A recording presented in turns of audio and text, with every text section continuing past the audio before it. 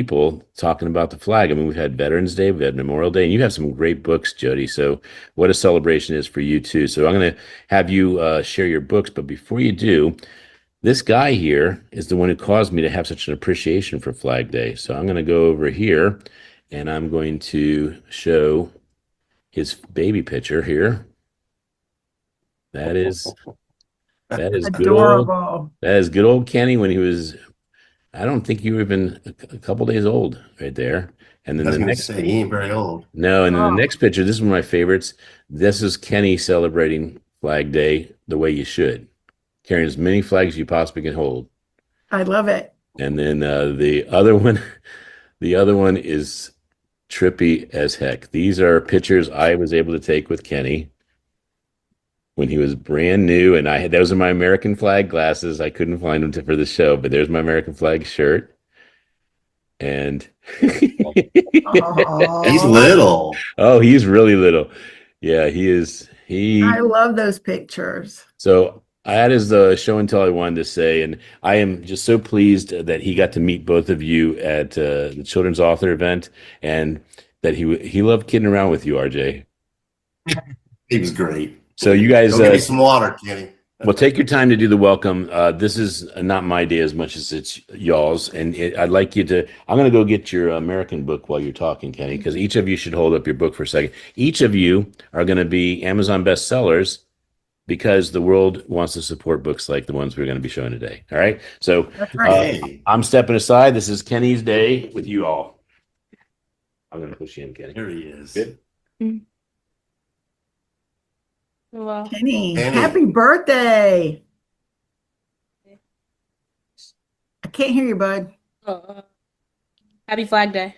There we go. Happy Flag Day, but happy birthday, more importantly for you personally, I'm sure. Thank you. And how old are you this year? I'm gonna be turning 13. And yeah, I'm really excited because I'm gonna get like a refereeing job for soccer. Yeah, I'm gonna be a soccer referee so I can earn more money. Nice. You can hold a job at 13 these days? That's allowed? Yeah, for refereeing it is. This is the only job that I could actually like take at my age. I have to wait till be 14 to take like other jobs. Oh, very cool. Well, Thank Kenny, I just want to say what a difference a year makes. I mean, I just saw you a year ago, maybe a little bit longer, and you have really grown up quite a bit. Do you feel like a man now, or what's the gig? I feel more independence, definitely. Huh? And uh yeah, I have to be more responsible now because now I have a lot more homework in school. Yeah, mostly homework and school stuff. I have to be much more responsible. Well, it's coming across very clearly that you feel that way, and I like how you say, learning how to be more responsible, have to be more responsible. It's so true. And it kind of builds a lot from this age that you are. And when we get there to 16, tell that dad of yours, we need a vehicle. Yeah, I'll be excited. Oh yeah, I bet you are. Hey, Kenny, real quick, I had a kid, he's about your age. He came over to my house. He was looking to do yard work. And Jody, you're gonna love this story. I said, hey, what are you doing with all this money I'm giving you? He goes, well, I'm saving to buy a car. I said, yeah. What kind of car are you going to get? He goes, I like those red ones. Those red ones are pretty good. I said, yeah, the red cars are pretty good. Stay away from I red love cars, it. Kenny. I love it. Kenny, I just want to say that you are already speaking the language of becoming an adult better than some adults do. So, Mm-hmm. Thank you. so we are proud of you. I know we had so much to do with your raising. I realize that you have really great parents who have brought up a fabulous kiddo. So kudos to them. I Yes. wanted to make sure everyone shares their book, and Kenny will go ahead and share first. Okay. This is the America book. You can't hold it too much. You got to hold it like there we go. So that's the America Wow. book. And Oh, how about you, Jody? Do you have your book handy? I do. Awesome. Honor. Honor. And just hold it directly in front of you and it won't disappear in front There of we you. go. Just and then lift a little higher. There you go. Great. And we have Bob's book. There we we go. do. Can you see it? I can see it And pretty good. Yeah, that's one of the chapters about flags. Oh, And that's so so it's a really cool. Nice. interesting And show the story. And cover. of course, The cover. yeah, there he is. I love Bob. Who doesn't love Bob? Come on. I think Everybody loves if Bob. you're an American, you love Bob. So during the show, every time you guys are on, just have your link to Amazon handy, and I'll make sure that Tanisha or actually, can I send you guys the link so when he's celebrating his birthday at times, you can just show off the link, Yeah, absolutely. and then we'll have the link, You and Absolutely. lost me at we'll Link. have all three links in the chat for all the. I'll take care of all the technological stuff there, RJ. All right, Well, well. thank you, General. So thank you guys for the welcome and making this day that much better for Kenny and also for Americans that love their flag and their country. Hey, Thanks. We're going to have fun. was that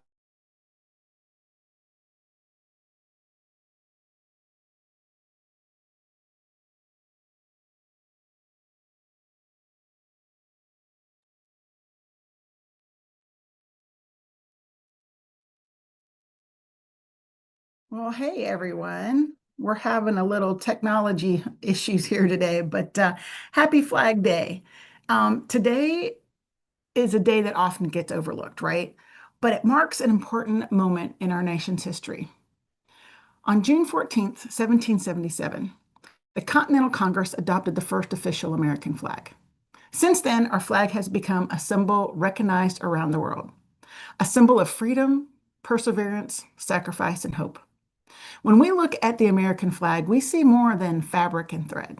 We see a story of people who believed in something bigger than themselves, a story of ordinary men and women who worked, sacrificed, served, and dreamed of a better future.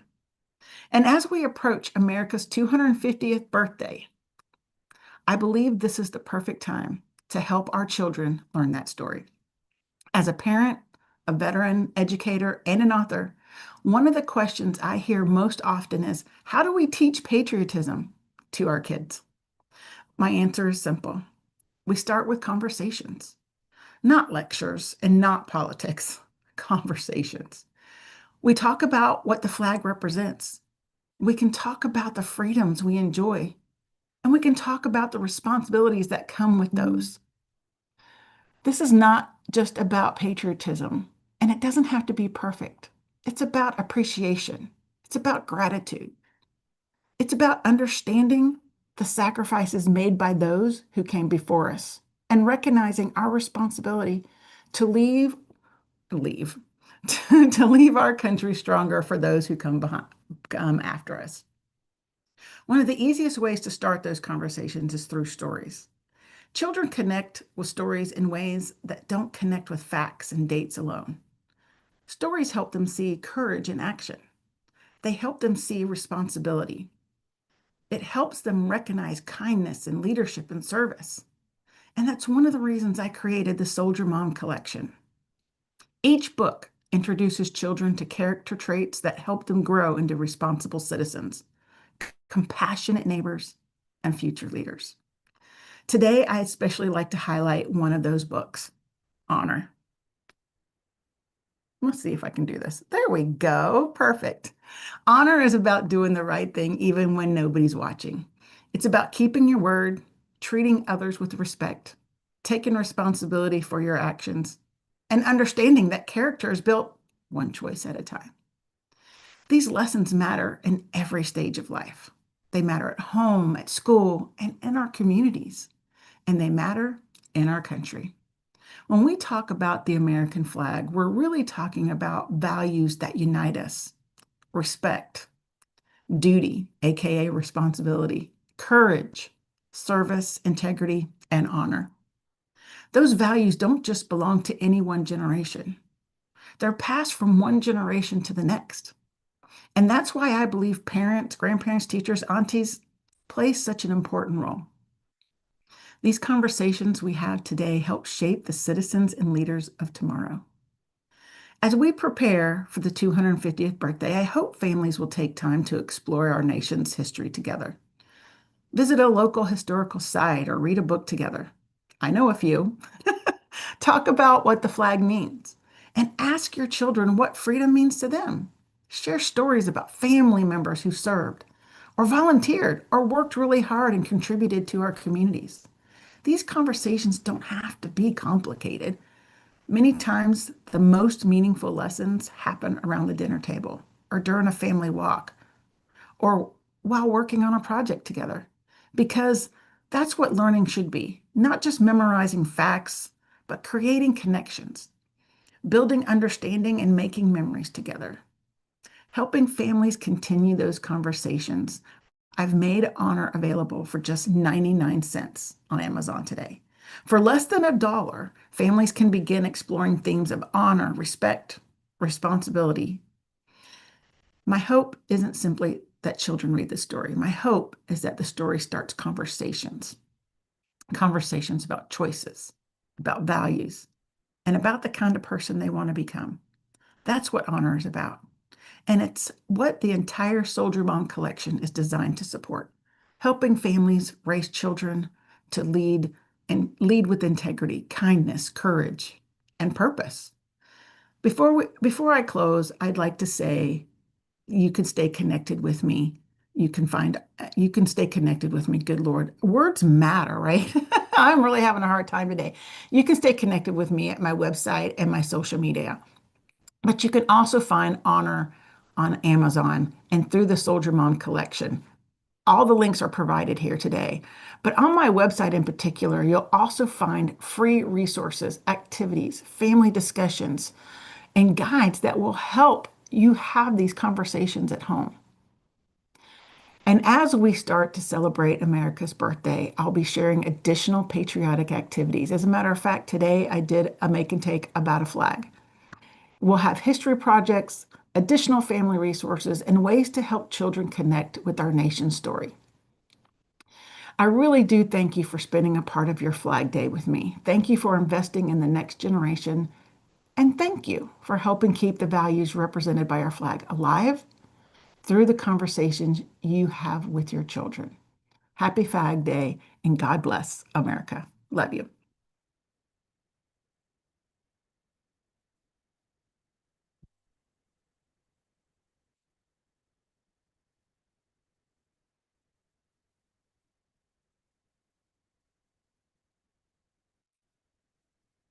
Okay, like I said, technical issues today. Um, I should be joined here shortly with my co-host, RJ Chapman, who is also a veteran.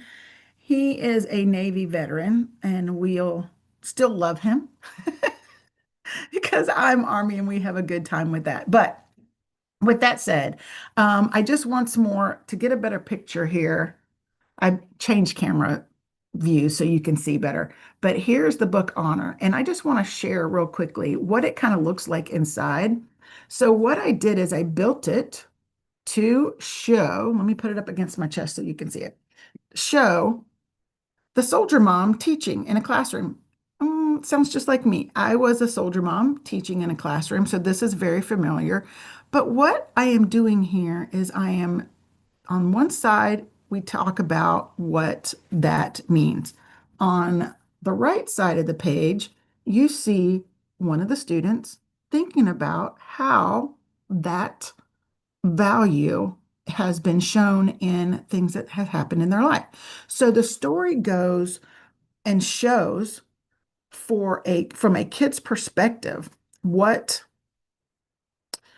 in this case, honor looks like every day.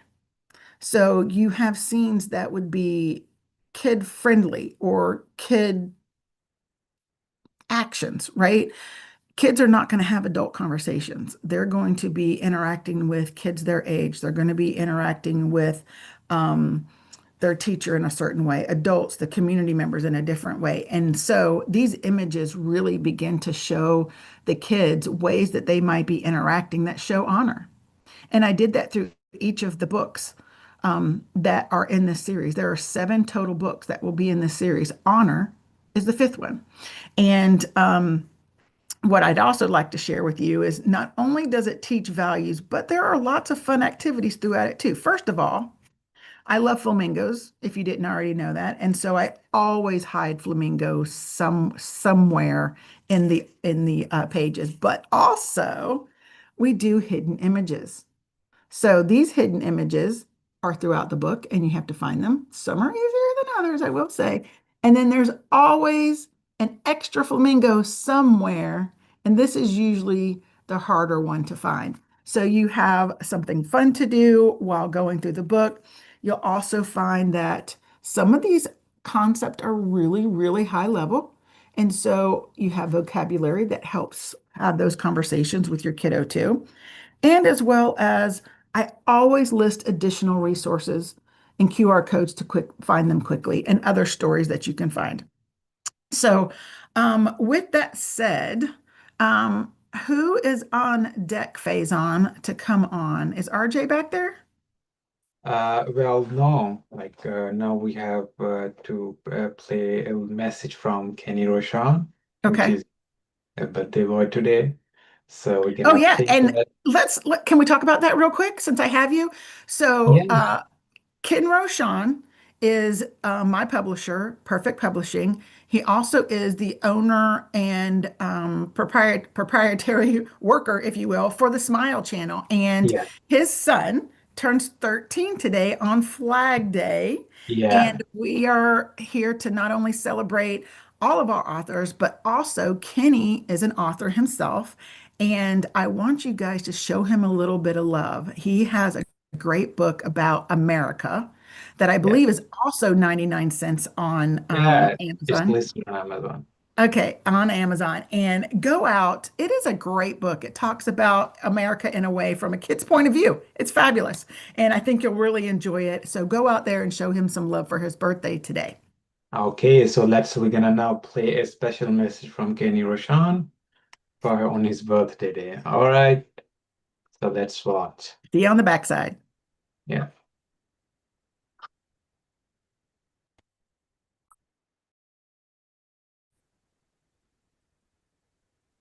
Welcome to June 14th, Kay's birthday, Flag Day, and his retirement. So I am excited to have this show because it is the culminating show of everything he's been through and his departure into the world to figure out what he wants to do next. So how are you doing, Kenny? Happy birthday.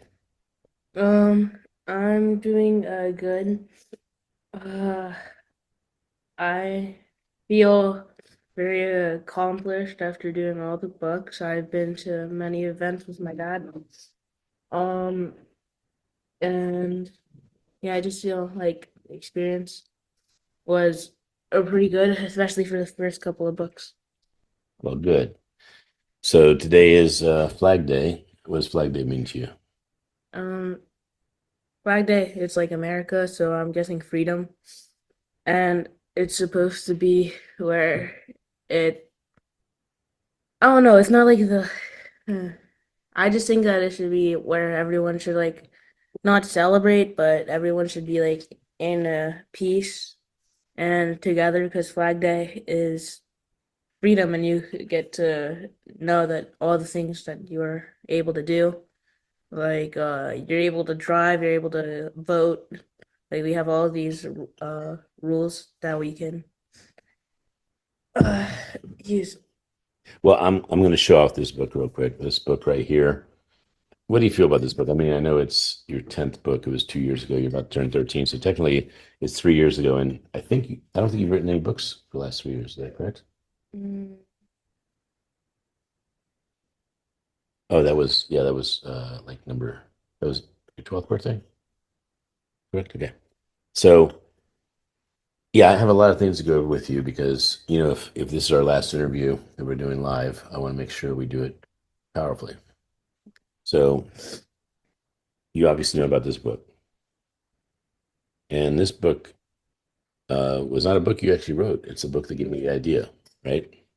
And my favorite page in the book is, yeah, I don't like yeah, you don't like that one, right? All right, so I won't show it. But anyway, it's a book about all the things I loved about what Kenny did and all the things that made me laugh, right?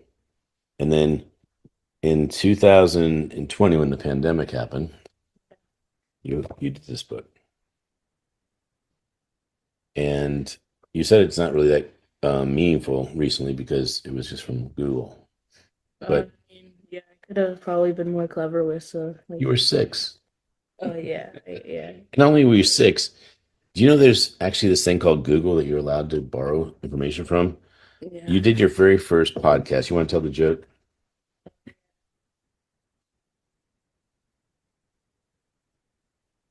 Bison, and they got you on all kinds of shows. And what did you say before that show? You remember? You were only six,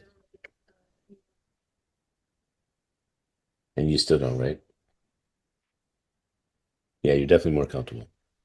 Um, that was a big day for me because you said I don't want to be on a podcast, and I don't know if you knew this, but you were very introverted. You didn't like your voice. You didn't like being on video. You actually shied away from it big time. In fact, you even told me when I videotaped you, you said delete, delete, delete. Do you remember that? Okay.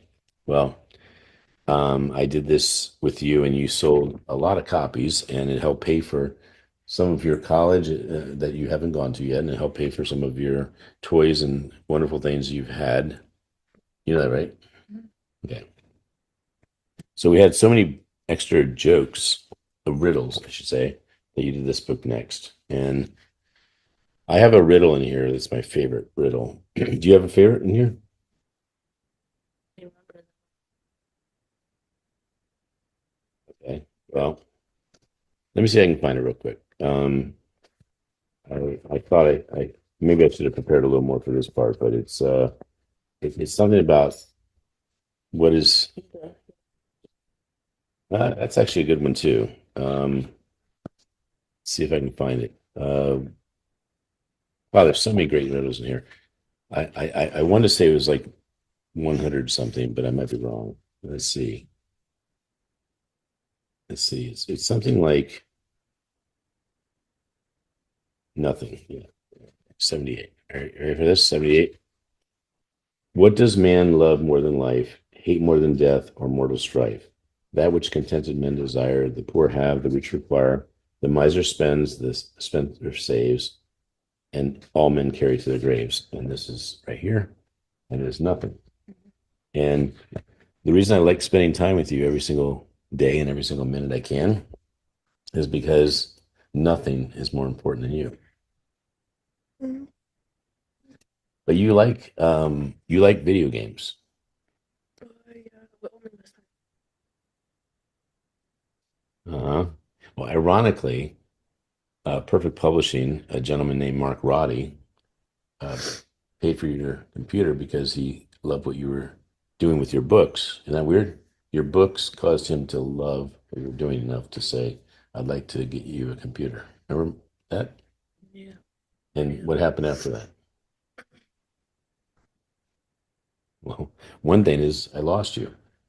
One thing is you were on that computer like probably 10 hours a day. It's the way I felt. And I know it's not always true, but the way I felt is you said, remember that song I played, Cats in the Cradle? No, yeah. Yeah, Cats in the Cradle is a song that is about a dad who's too busy for his son. And although I had a great dad, he was very busy. And ironically, I built and inspired and created a child that's so busy with gaming that I don't get to see you as much as I'd like to. But it's true, is it not true? It's not true to you. You see me enough. Well, I guess seeing you for dinner and you praying for 20 minutes before you eat is different for me than actually spending time playing basketball. By the way, you're very good at basketball.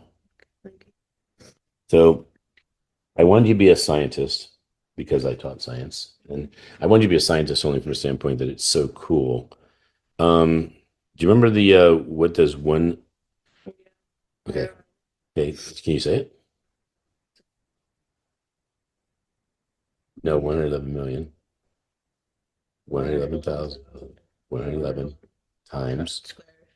basically squared, but times 111 million. I mean, what does it equal? Trillion. No, 12 quadrillion. two. No, yeah, 234. Okay, hey, go ahead.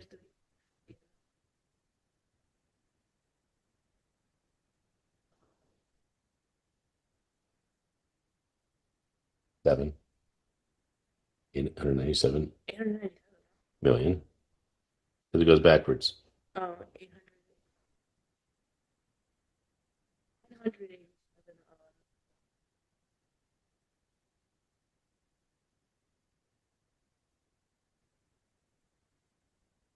So what would you say to kids that, I mean, you've written 14 books. I think they're amazing.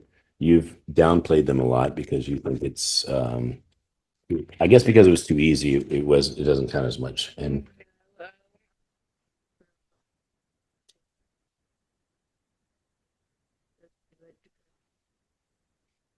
so let me ask you this. If this book here was in the hands of a million kids and they became scientists and they changed the world and they figured out all these amazing things, does this book become valuable? Yeah. If it saves one life, does it become valuable? Yeah. Okay. You're tired? What's your favorite thing to do? Um, Look at the screen. You with people? Which people? You're gonna be with your friends. You're gonna be with your friends later today doing aerosol, right? Well, no. What is it called? Airsoft. Yes, airsalt's military. Sorry about that. You do know airsalt's a real word, right? Airsoft too. Nope. Airsalt. Military training now, I'm pretty sure it does airsoft. You think so? They probably do. They probably do. But airsalt's the real course. I can show you up to. Course? Yeah, it's a real badge you get. It's a real ribbon. It's a real medal you get for doing it. Air assault's jumping out of helicopters. Air assault? Yeah, I mean we can look Oh it up. yeah, I know what that is. You do? All right. So since you're retiring from authoring, and what do you want to do with your life? I mean, at some point you said oh, you want to be a coder. Not anymore. You want to do real estate. Okay. Well, look at the screen and just say it's your birthday now. So I want to say that you can get whatever you want. So you learned to invest in crypto. So you also want to be an investor. That's part of real estate. I want to be an asset investor. What? Assets. Asset investor? Okay. Where'd you learn all this? I figured it out by myself. By yourself? It's pretty good. You're welcome. So, what's your favorite book that you did? Oh, by the way, you don't like this book. Yeah, I don't really approve of Yeah, it. by the way, let me just be clear. This book is the book that sells the most. And by the way, if it made you a million, you still don't like it, right? I don't really like AI. Yeah, you don't like AI, right? And the cover's a little choppy in my opinion. And the cover's a little choppy in your opinion. And by the Yeah, way, like right here, there's a square, yeah, and it's not well blended. really? See, like, Yeah, really okay. feel- Yeah, okay. I So, think by the way, if that square didn't exist, would this be a great cover? I don't. Well, I mean, so, okay, you don't look like it. So this, that's you Asian? Okay. I don't see that, but I mean, I'll respect it, but okay. Well, and by the way, this is us in the front cover. I look like a girl. Huh? You look like a girl. I don't think you do. All right. So what's your dream? And get closer. So well, I can take off the backdrop if that'll help. I don't do that. It's just Okay. So what's your dream next? I mean, you're retiring from being an author, and you may or may not go to events that we have, right? yeah. You might speak, but no more books, right? So 14 books, and my favorite book, actually, I'm glad you did it with me before you retired, is yeah, I love that book. And by the way, I don't know which one is first. I guess, man, this is really cool. Yeah, I think it's a good idea. There we go. So this is the book Conversations, and that is a book that actually generated interest No, no, no. This right here generated this magazine, right? And then you came up with an idea that all people could do this book and ask questions to each other. So, that question, that particular book might actually save a lot of relationships. I mean, I think that they should just ask questions. Most dads and sons and most moms and daughters and both dads and daughters and mothers and sons don't ask enough questions. You know why? Why? It's my number one word that I don't like. They're too busy. My number two word is they make excuses. Number three word is they have the wrong priorities. Okay. Can you imagine if we spent 1 hour a day going through your books, we'd probably change the world even more.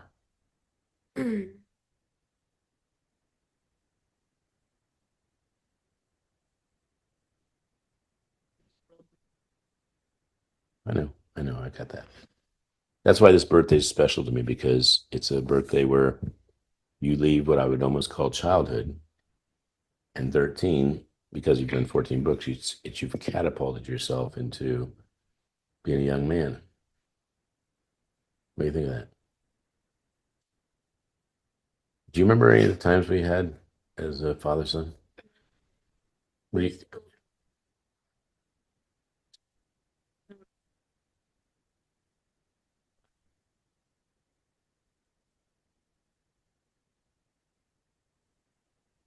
I remember.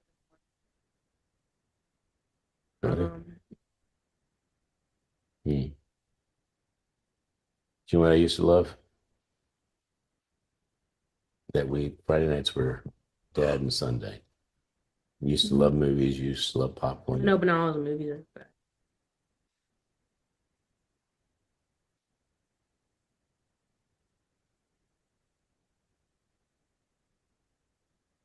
What's your favorite movie? What movie would you watch again if you were paid a lot of money? I mean, like insane money. Someone said, I'll pay you $1 trillion to watch the movie. What movie would you pick? Not any movie. It doesn't matter. Does it? Yeah. Okay. So what if someone said you have to pay them $1? What movie would you pick? I had to. You have to pay them $1. I mean, if all's a movie that zeros and else, it doesn't matter. But I'd probably pick again or like a new movie. Do both. Okay, if I had to watch a movie again and I had to pay someone $1, it would probably be Home Alone, since I like that movie a lot. I've seen it every year. Spider-Man? No, not really. I realized nah, I just seen it too many times in a row. Braveheart? I've never seen that and I don't like it. Gladiator? Kind of weird because I'm pretty sure there's like lava people like killing people. Yeah. Yeah, I understand. How about your cats? Why do you love cats so much? No, I just think they're really calm. The only reason I don't like cats is that they are way too independent, especially mine. Mine are really independent. Yeah, they are. It was a miracle that you got them, right? Mm, Because you were allergic to cats. And then magically you weren't. yeah. Yeah. Where do you want to go in the world? France? Paris? Yeah. Well, France is big and it's just like the United States. I promise you, France is so amazing. France in general, because like I want to see So France. that's pretty cool. All right. We're a little sad that you're retiring from publishing. And even though it's a big decision for you, it's for me, I have to acknowledge you for something. I wrote 64 books because of you. 60 to be exact. Yeah. 60. Yeah, 60. So it was because your mom. Well, my mom started it, but from 40 on, it was because of you. Oh yeah. Somehow you wrote 20 books in like a month. I wrote like 20 books in one day. So I wrote them all, by the way. And I put my heart in them because of you. Wait, does that include Keep Smiling books? No. No? Well, four of them. Remember the birthday books, the really big ones? Yeah. They take hundreds of hours to make, so I did count four of them. Do you think they shouldn't count?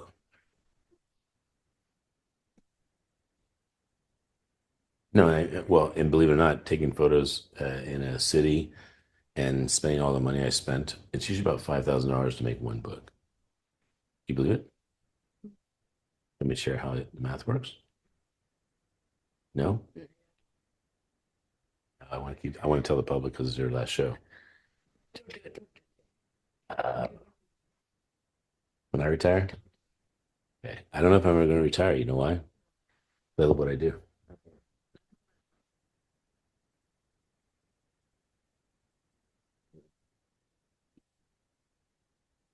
So 13, big number. You've changed so much in the last year.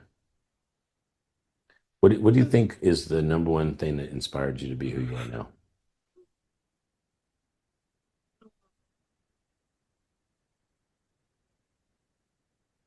It inspired me to do what I am now. Yeah, who you are now. Um, I mean, I'm not my expecting you. 12-year-old self. Yeah. And what'd your 12-year-old self do? Because I noticed everything in the world is different than it actually is. So Yeah. I started Like looking at the what? world differently, and when I turned no wait on my 11-year-old self, because then I started realizing what the world is. Tell me. Speak there. What is the three things? Give me three examples of how the world shifted for you. Um, a trust system is impossible to keep. I realized because a lot of people, especially like even my friends that I've known for a long time, they'll like disobey a trust system. Like let's say in a video game that we were playing, Hmm. they could like break that pretty easily, and nobody would know, and they probably have. I don't Yeah. know.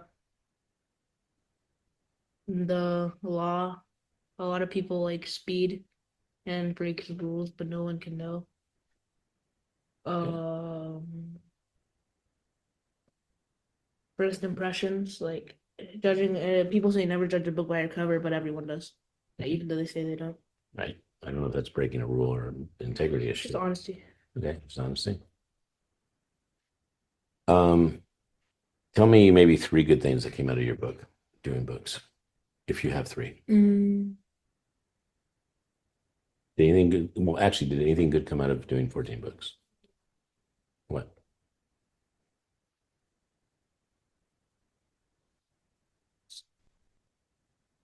Okay, since you're retiring, there's three reasons you're retiring. I'm guessing at least three. What are the three reasons you're retiring from writing?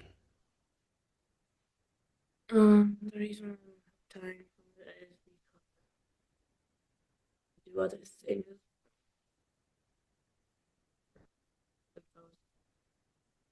Six? Yeah. Six. And since I'm still a child, I realized that I want to enjoy childhood more while I have it, and I could think about it later if I want to go back into it. Hmm. Any regrets? No, not really. You love basketball, Yeah. cello, Mm. piano, soccer. I'm not that good at it anymore as I used to be, but yeah, sure. I disagree. I think you're a fantastic goalie, and although you don't score any goals, I think you're brilliant with the ball. Cut that out, please. I'm not cutting it Oh, out. dang it. Well, let me tell you this. Have you scored any goals? I mean, I used to, but then I slowly progressed in a bad way. Okay, well, I disagree. I think you've fed a lot of I goals. did. Do you know how many goals you've given to people? You've passed the ball to somebody and they scored. That's considered a contribution, major. It's an assist, right? I mean, yeah, but I just think that I should, I'm just not confident with myself shooting, which is a red flag for soccer. So that's why I focus more on basketball because basketball is a passing sport. It is. Yeah. What do you think you'll be when you're 14 as a person? What do you hope to I accomplish in want that to show? know stocks and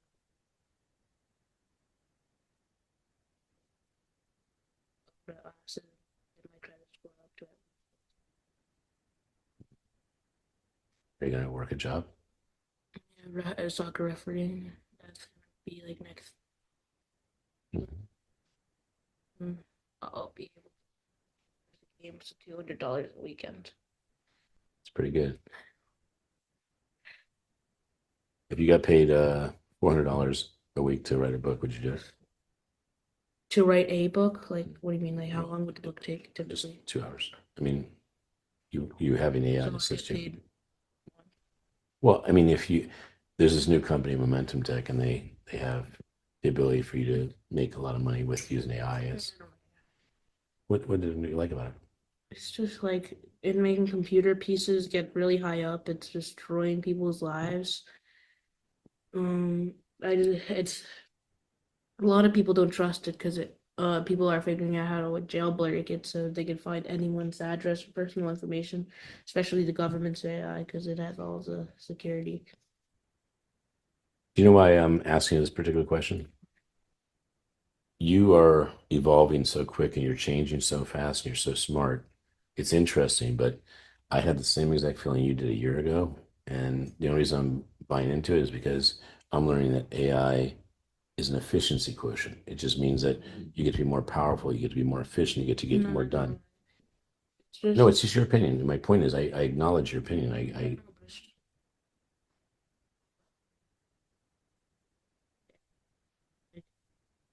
Well, that's old. That's 3 years old now. It's 2 or 3 years old now. Where it is now is dramatically different. no, but the thing is, like, you're trying to make an AI. Like, what are you trying to make an AI of? Oh, we're using AI to help get videos done quicker, the thumbnails. Oh, yeah. So, like the AI videos, you can tell they're AI, the voice. No, I'm not. The videos are real people. I'm talking about the thumbnails and processing them and doing all the, the subtitles. Mhm. You know what I'm talking about? Yeah, Subtitles. When you say a word, it's going through AI and it's printing subtitles. That's not a human. that's not AI. Really? Probably not it is, What do you think bot is? but- So so you're telling me a bot is not AI? Really? AI, And a does what bot has no artificial intelligence? Okay, after the show, I'm going to look up bot. And what I know about bots is that they're programmed. before artificial intelligence. What if- AI. right? Yeah. Okay. It Good. doesn't do it off the top. You know, like create me a new app. It just creates a new app, and then you can use that app, and then it learns off your like intentions. Like if you want, like if you look up recipe. Actually, no, robots do that too. That's how Google worked for AI.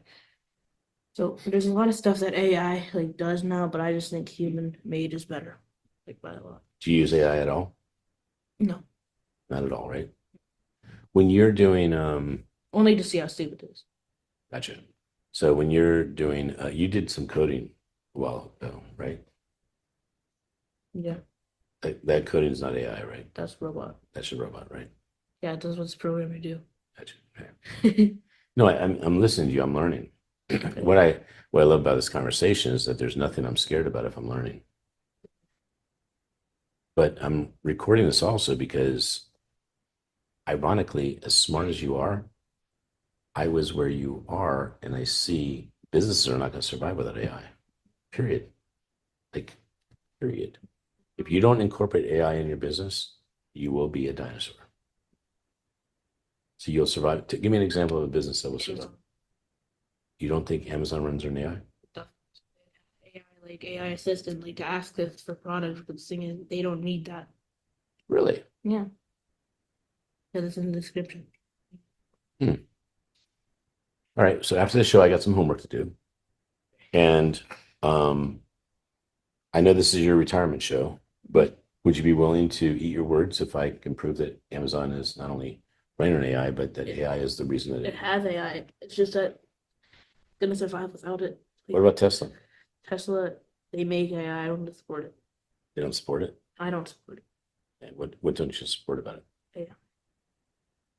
It runs cars now and cars. And when we went to your car, we almost got in a car crash because it didn't know when to turn. Hmm. thing is AI doesn't have feelings, so it doesn't. So if it only makes the right decision, it doesn't tell if you're sad or actually. Oh, now they can, but they don't have feelings because if they do what they're programmed to do. Or didn't we see that movie like the thing with the judge being an AI? Yeah, It doesn't have feelings. that's right. So So, in other words, there's a partnership between human and AI that has to work, or it won't work at all. it's just that AI is not advanced enough to have feelings. I don't think it ever will. I You know think that's the so? Yeah, that's why I'm saying I think it's a partnership. point. Yeah.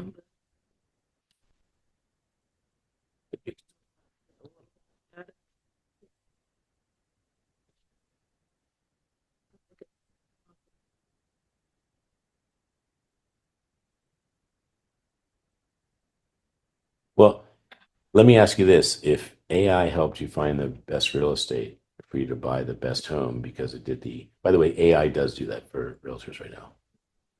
Yeah. So if you made millions of dollars buying properties that AI said these are steals of a deal and you bought them, is that is that helpful or is that hypocritical?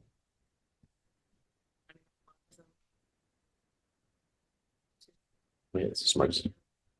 So, okay. And to me, that's hypocritical when you think something's horrible, but you make your living off of it. I know, but I'm not. You're not, I know you're not because you're not doing I investing. already have like assets on hold. Not for me to like not on hold, like on hold, like I'm looking at it and I'm looking at like the price at the increase in price. How'd you find those?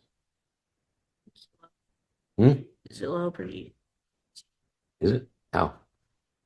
Is a price range and then I check how much down payment I need to make like a investment income. I know this is your retirement interview, because it's, I guess, in a way controversial. Would you be open to having just a conversation at some point about how much AI is helping people and helping the world be better? I want to be on So you do it privately? Oh, wait, you disappeared. When you turn your eyes, AI doesn't see them. So background. Let's see it, but probably what AI is a program of how you're seen here. okay. AI. I'm not obsessed by being read about them. I am probably obsessed about growing and learning and knowing the truth. Later. All right. Um, what else are you doing for your birthday?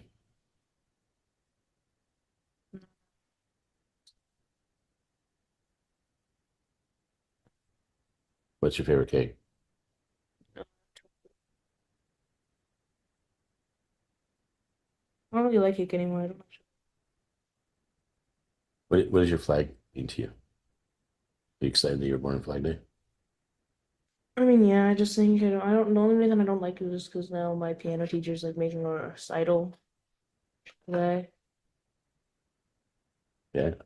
and it's just that I'd rather be doing other things. Well, I'm excited to see your recital. I think you're brilliant on the cello and the piano. Piano. Yeah, I think you are. I love watching you play. All right. I think, let me see if there's any other question I can ask.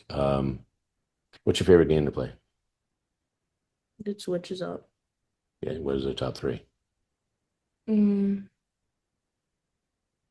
third, probably Elden Ring Night Rain. It's not a popular game. Two, it's probably gonna be Subnautica 2. I don't have it yet. And one is probably Minecraft. Yeah, because it's been in my life like most of my life. Yeah, but it's pretty cool. Do you think Minecraft's use AI at all? Education does the Minecraft education. Yeah, probably. But not the game, right? They never use it. I'm gonna like be pissed that they're making the worst updates about. Are they? Yeah, they added nothing. Minecraft? They made a golden dandelion. All right. Well, you like your new bike? You want to give a thank you to Mark Roddy Oh yeah, thank you. for your birthday present because you got it really early. Yeah. And your bike is awesome, right? Right. If you could close your eyes and wish for anything for your birthday, what would you want? Let's say it. You don't have to, no. I prefer you do, but you don't want to say it, okay. All right, so that might make it sure. What's your favorite food to eat?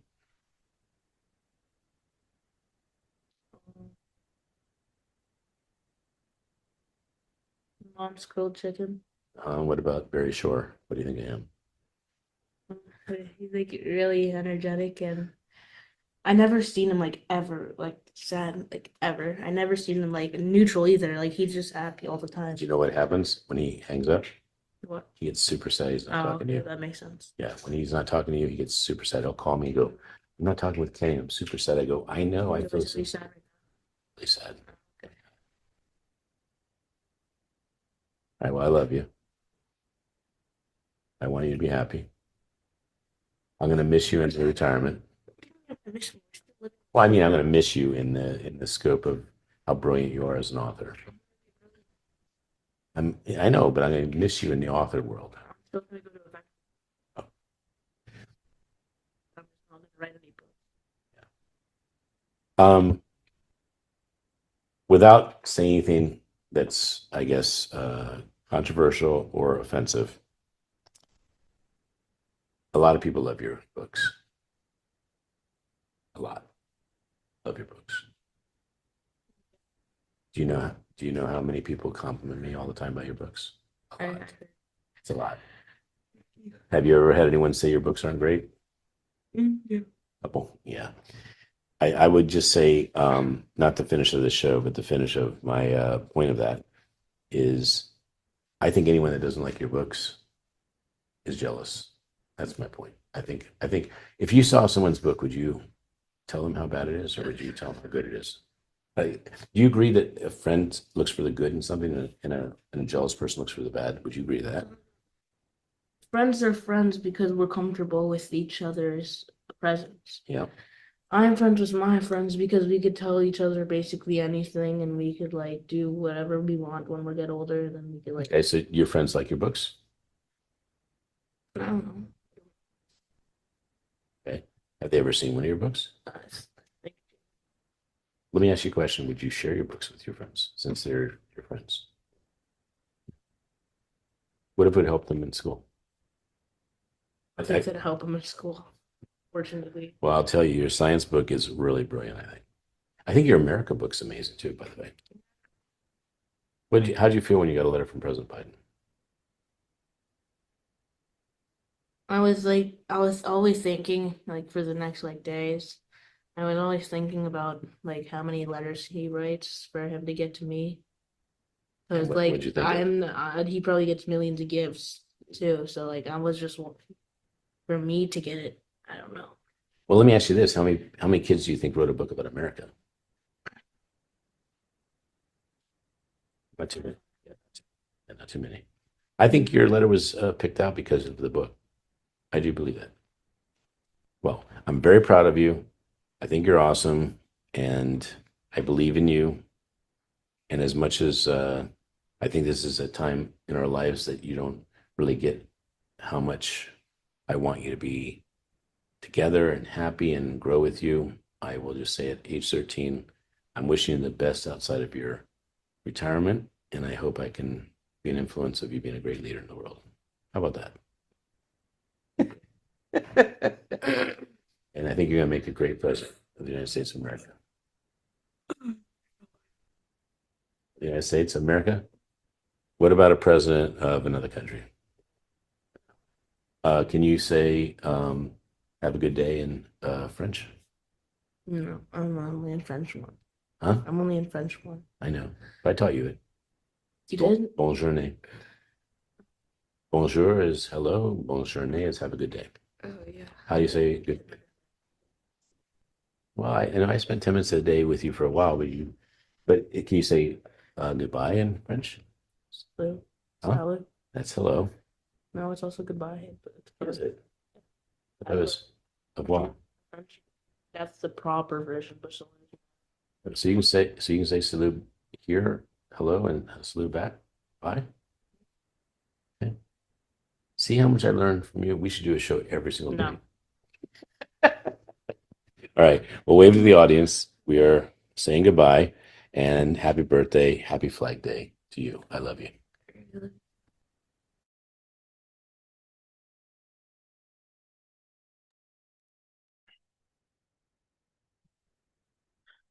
Oh my gosh, what a sweet tribute to his son. That is just brings tears to my eyes. My two are adults now. One off and doing great things, and the other one is off doing other great things, but in school, getting ready to do great things. So I missed that age, and you know, happy birthday, Kenny. All right, so next up we have Mila Johansson.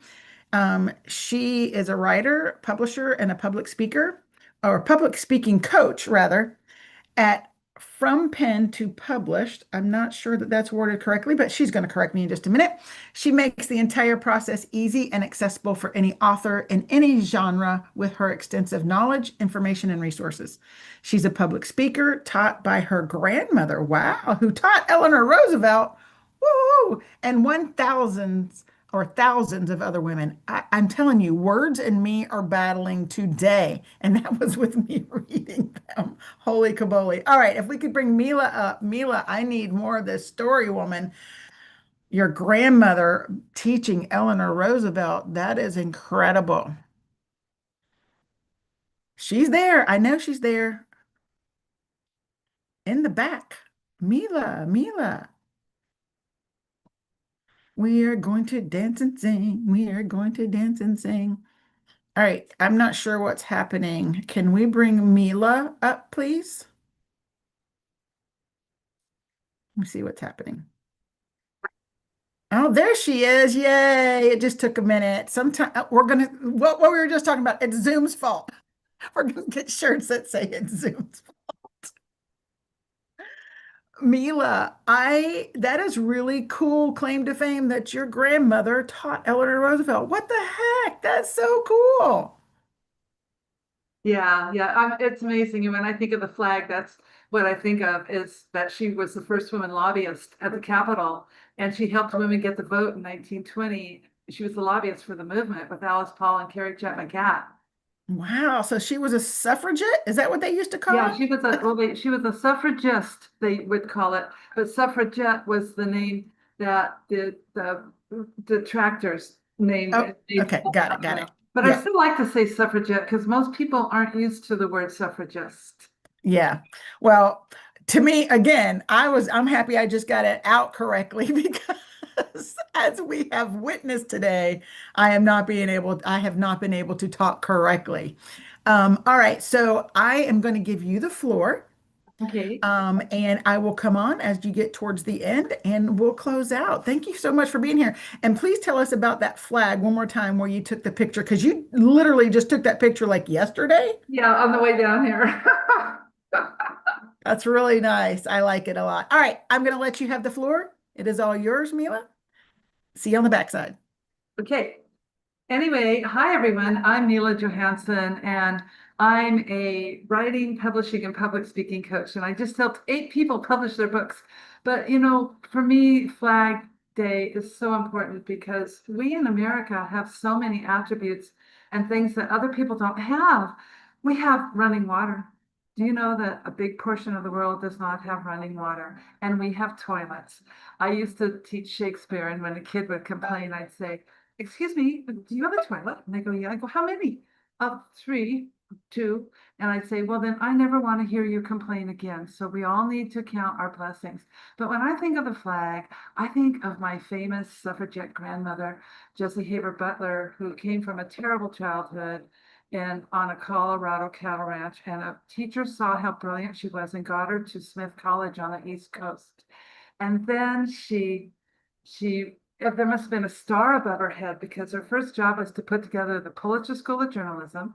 Her second job was to help women get minimum wage from, if you can imagine, $4 a week to $8 a week. And then she helped get children out of the factories, and they sent her down to DC to become the first woman lobbyist. And there she worked with Carrie Chapman Catt and Alice Paul on getting women the right to vote in 1920 as the lobbyist for the movement. And then later on in life, she went to London, spoke all over London with George Bernard Shaw, met the Queen, then came back and taught public speaking to Eleanor Roosevelt and thousands of other women. And in her early 90s, she shared the podium several times with Gloria Steinem and Rollo Thomas and took me along. So we were tied at the heart. Another thing that I'm working on is I'm on my 4th Cinderella Monologues book. It's an anthology where I let women tell their stories about from struggle to success. And this year we're focusing on the 250th anniversary of our country. We have an amazing country, and we have so many amenities and attributes and things that are given to us. I mean, we have roads and toilets and water and food, and it's so amazing that we are here in this country. And so we're doing our 4th book of the Cinderella Monologues, and we're doing our first summit called the Cinderella Celebration Summit. And we're very excited because I have enough people from 4 books all come speak and tell their stories. It's so important to tell your story from wherever you came from. Remember, write your own memoir. Even if your children don't act like they want it now, they will want it later. And you're never too young or too old to write your memoir. Just start, just start putting it down, because if not now, when? So just realize, count our blessings, whatever we have. I complain sometimes, and I try to realize I shouldn't be complaining. I have everything, and we all do. And I love our flag. It's so pretty. And we're actually putting a story about Betsy Ross into the Cinderella Monologues. So anyway, have a wonderful Flag Day. Go live your dreams. And remember, everything is possible. And Oprah says we have to reinvent ourselves until the end. Hey, that was wonderful, Mila. And, listen, I have been, I'm a retired veteran. I have been a teacher, and here I am, an author and a speaker. So you are never too old to reinvent yourself and do something with a purpose. And I really feel like you're living that dream. I am moving that way as well. So thank you for being here. One more thing, real quick. How can people find you, reach out to you, follow you, whatever you have? Okay, well, the best thing is my email, because I answer you back and I'd love to hear your ideas about what you want to write. And my email is my name backwards, johanssonmila@gmail.com, or go to my website, milajohansson.com. All right, perfect, Mila. Thank you so much for coming. I've really enjoyed getting to know you, and I hope we see you on some more Smile Channel events. I'll do them all. And hey, thank you, Jody. All right, so up next, and that was so much fun. She's got great energy. My next guest is somebody that I have gotten to know over this past year. He is a retired Navy senior chief. Did I get that correct? Anyway, I know that he is fabulous and he brings a lot of energy to anything that he is doing. And I cannot wait for you to meet him and hear about his book, Letters to Bob. And there is the fabulous RJ. Oh gosh. Hi, Jody. How are you? I'm good. So I just have to say, I was talking to my dad, who is a retired Navy chief as well. And I Nice. was telling him all about you. And did I get it right when I told him I thought you were a cob at one time? I was a chief of the boat at one time, Okay. yes. All right, good. So I did not misspoke. I did not misspeak. No, no, So you, yay. you did good. But yes, and guys, he's going to be co-hosting with me from here on. We're going to have some stories. That's all I'm going to say. So, with that said, RJ, I'm going to let you have the floor to talk a little bit about Bob, and I will Okay. see you on the backside. Thanks, Jody. Hey, welcome in everybody. We had a little glitch with Zoom, so I don't have the cool background, but I got the coolest shirt on the panel today. Yeah, Jody said we're going to talk a little bit about my book. I wrote a book called Letters to Bob, and as you can see, he has a little bit more hair than I do because that ship has sailed. It's a Navy term. When you get this book, and I like this because it's Flag Day, don't read chapter 4. And I tell that to everybody, and then everybody always goes to chapter 4. And it's about flying home with an angel.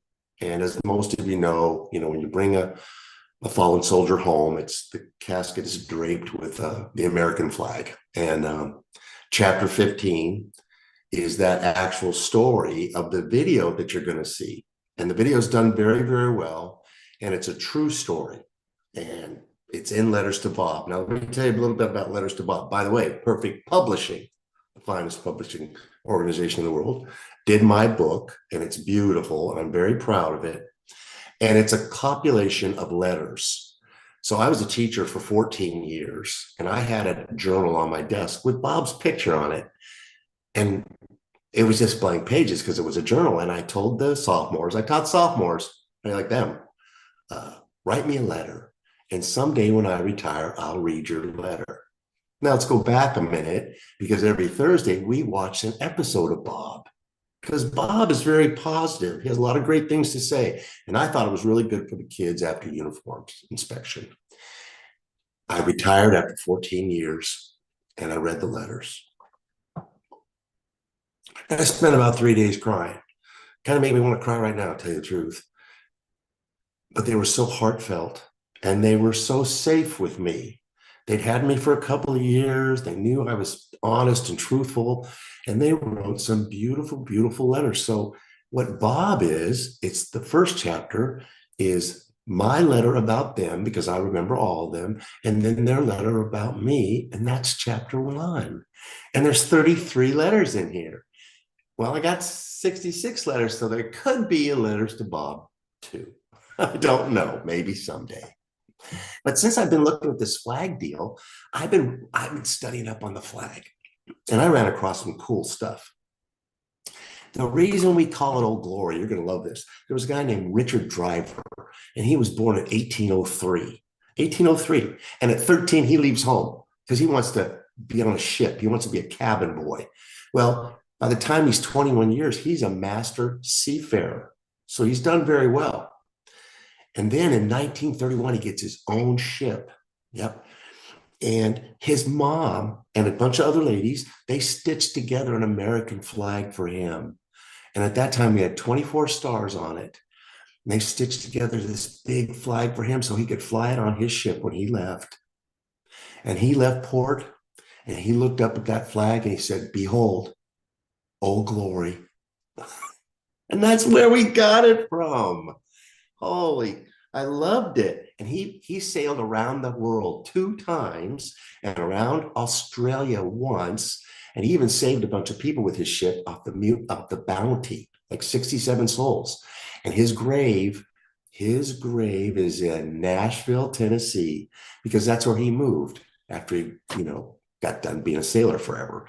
He lived for quite a long time. It's a really great story about that deal. And that flag is in the Smithsonian Institute right now as we speak. And then later on, when we got more states, they ironed on 10 more stars. So that flag is in this, and a little anchor in the corner to signify his Navy time. And then the other great story I love is, do you know where the furthest flag away is? It's on the moon. 293,000 miles away, there's a flag on the moon. Now, the first one got planted by Apollo 11, and there's a very famous picture of Neil Armstrong saluting that flag. Well, right before the flight, like 3 weeks before the flight, they talked to the Smithsonian Institute, NASA did, and said, "Hey, what do you guys think about planting a flag on the moon when we get there?" And they're like, "Yeah, let's plant the flag." So they had the Lunar Flag Team, the LFT, and these guys designed an 8-foot flagpole that could be planted in the moon, and then it would fold up out the flag. And it's a 3x5 flag, and they make it look like it's flying, but there's no air, obviously, because they got a little stick going, a little piece of metal going through the top. So the flag's there. Now, when they took off, Apollo 11 took off, Buzz Aldrin said that the exhaust from the ship blew the flag over. He was pretty sure they blew it over. But right now, we sent some little missions out to Mars and looked down there, and we saw the flag from Apollo 12. It's still down there to this day, flying. Oh, that's pretty cool. And the other cool thing about it was they put the flag in this big tube and they mounted it on the side of the lunar module. So it wasn't inside the cabin with the astronauts. It was on a tube right by the steps where you walk down into to get on the moon. So they opened the tube, put the thing up, put it in the ground, flew the American flag, and did the salute. And those are a couple of really cool stories Yeah, that I love that's about the flag. that's pretty cool. You know what? It didn't even, I mean, I knew the flag was on the moon, but when you said which the furthest away, I didn't even think about moon. I thought Antarctica. Yeah, 293,000 miles. Yeah, that's the farthest away. It Um, is. so you and I are going to introduce the next guest, but before we do, I just want to give a shout out to a couple of things. First of all, it's Kenny's birthday. I Yes. think we know that from the video that was before and the intro, quite frankly. It's his Yeah. birthday today. He turns 13. He's a teenager. I got a Um, present for you. and he's got a book, I've got a book, and you have a book, all for under a buck on Amazon. And so I believe the links will be shared somewhere on the live stream. And so if you could go out and support any or all of us, that would be great. For less than a cup of coffee, you can support all these indie authors. See, words today and me are not this. Gotcha. Um, so, um, support some indie authors. We work really hard. We have great stories. And obviously, I think you all found out that RJ has a great energy. Did I not tell you that? Thank you. So, he's going to be co-hosting with me. So, up next, RJ, we have Tyrone. He's actually Dr. Tyrone Clark, and he Ooh, has okay. devoted his career to Christian ministry, faith-based Oh, leadership, and spiritual teaching. And he's on to talk a little bit about what Flag Day means to him. So I'm reading in the chat as well. Today is a birthday gift to the world of authors, podcasters, and speakers. Kenny's birthday is today. And yes, we know that. Receive a free membership on the smilechannel.com, and we will ooh, upgrade you to the 1995 membership for the rest of the year for free. Ooh, that's a good deal.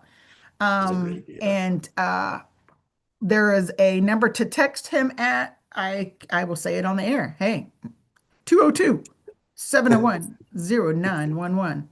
And he will give you more information. He being Dr. Smiley, aka Ken Rochon.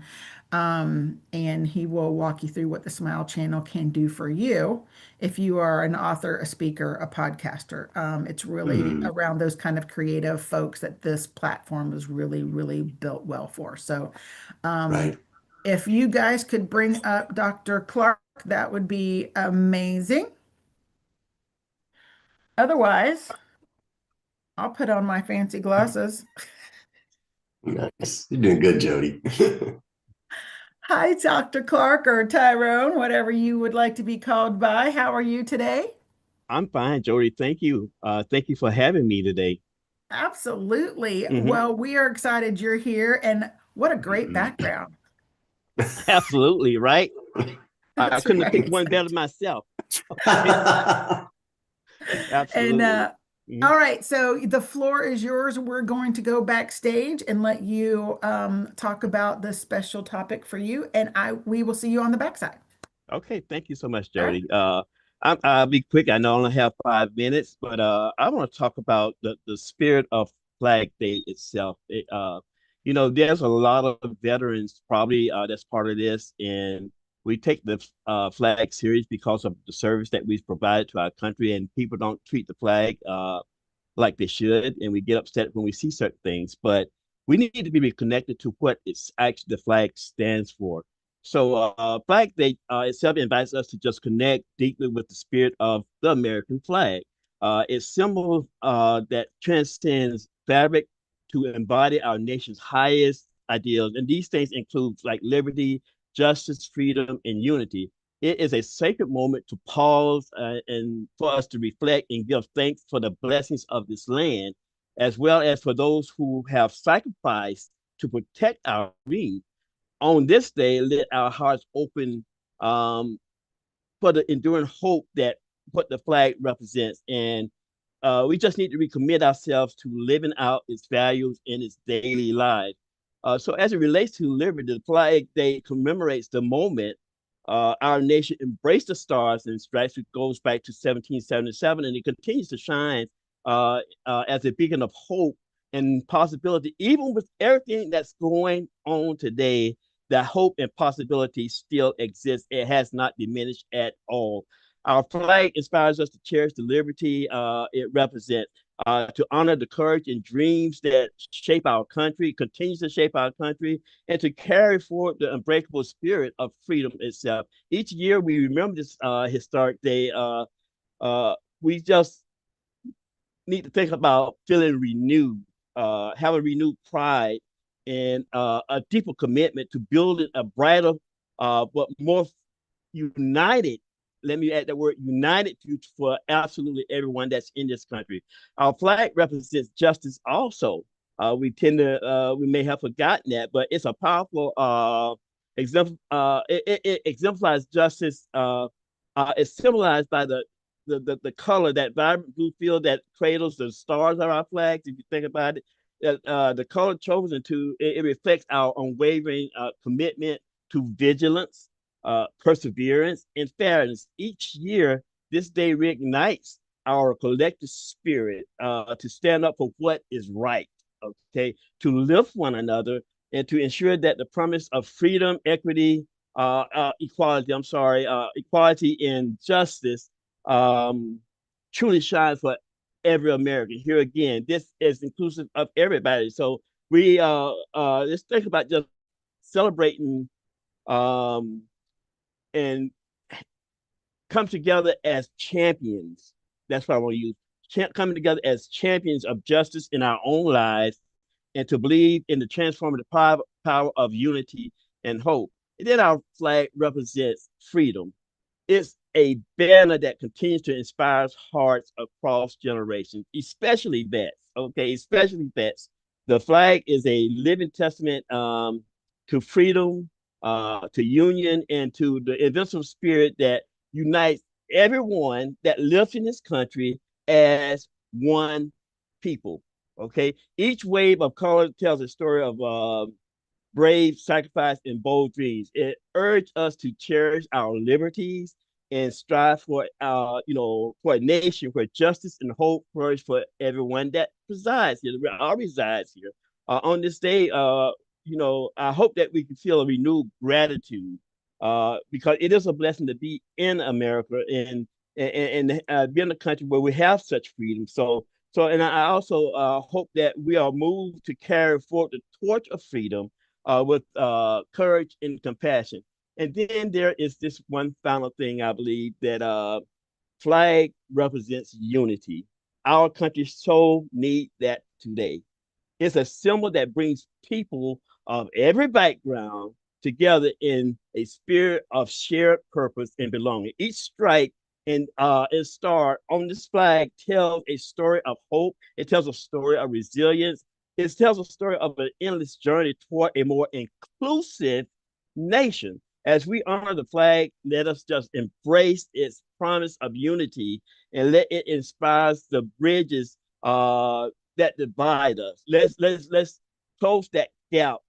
Let's celebrate our diversity with each other, and let's build a future where every voice and dream is valued. I think that's what the flag was really standing for itself.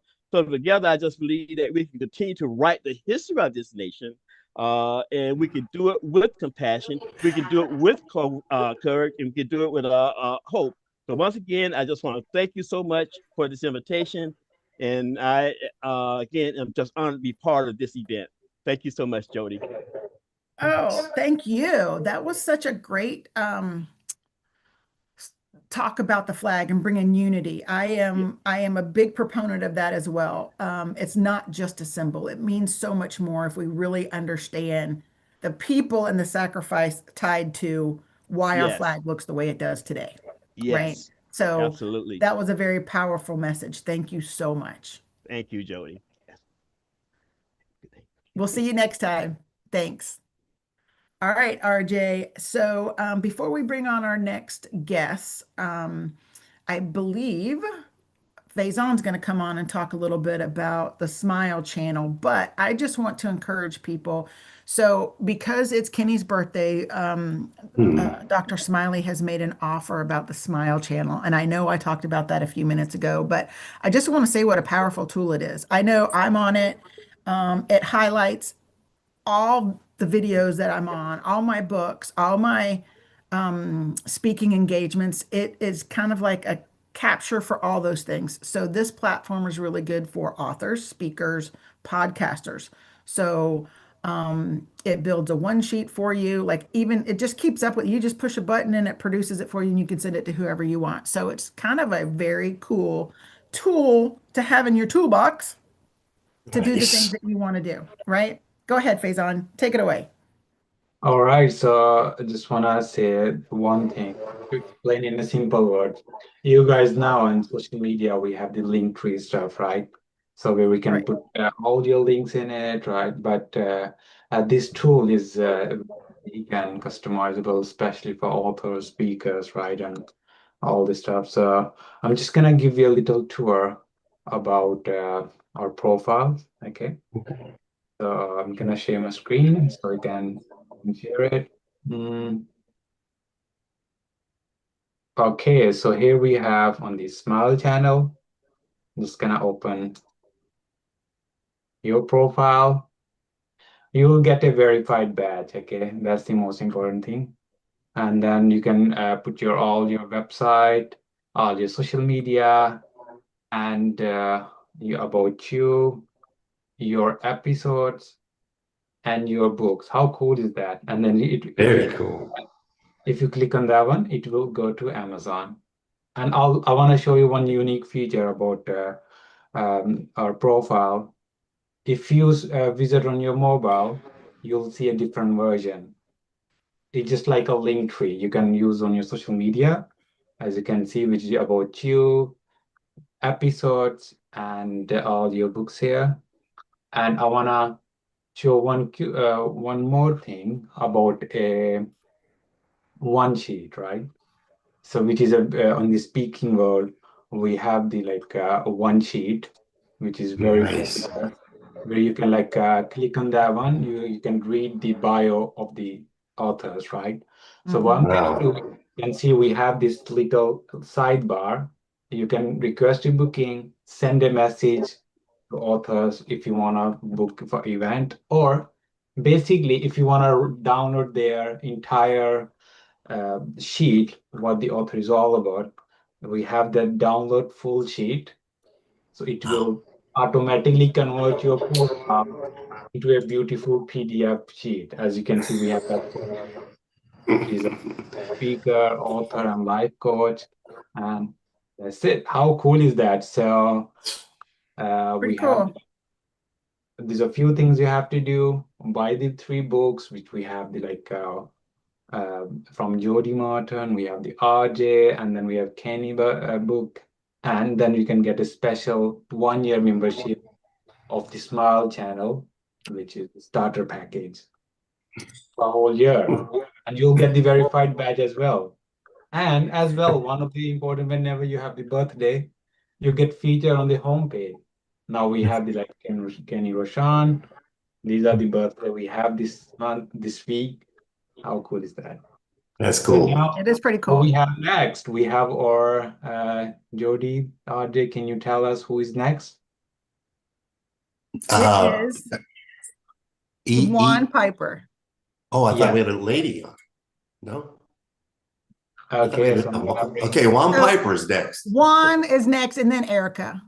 Okay. Okay, I'm sorry. I let think I messed that up. That's my fault. It's Juan first. Okay. So you take Juan because I don't know anything about Juan. Okay, yeah, and you'll do Erica. Thanks. Okay. Thanks for helping me correct it. okay, Hey, we have Juan, Welcome. how one. are you? Thanks for joining us and me not getting it right today. I think it's the way my day is going to go today. So, Juan is a man of faith who has served his country for 20 years in the world's greatest Navy. And I say that just because you've got RJ on, who also is in the Yeah. Navy or also retired from the Navy. He loves life, loves his family, and loves serving and pouring into young people. Ooh, what a nice message. Can't wait to hear what you have to say, Juan. Welcome. Thank you. I appreciate it. I'm excited to be here. Floor is yours. We're excited to have you as well. And I know Go RJ is Navy. because he's got another Navy guy. Yeah, go Navy, Yeah, and I'm a baby. retired Sea Chief as well. Amen. Nice, nice. All right, so we're going to give you the floor, Juan, Okay. and RJ and I will see you on the backside. All right. I appreciate it. Thank you so much. All right, bye. Well, you know, it is an honor to be here.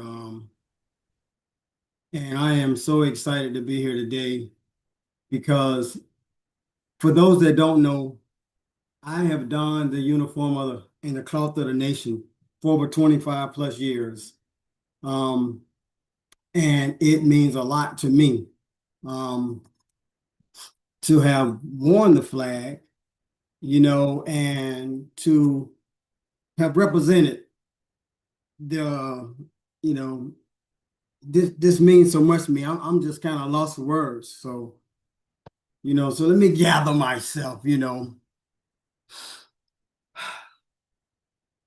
So for 25 years, you know, in the United States Navy, before I retired in 2021, you know, I've seen that flag fly on many military bases, many ships, many schools, on top of churches, and in many homes across the country.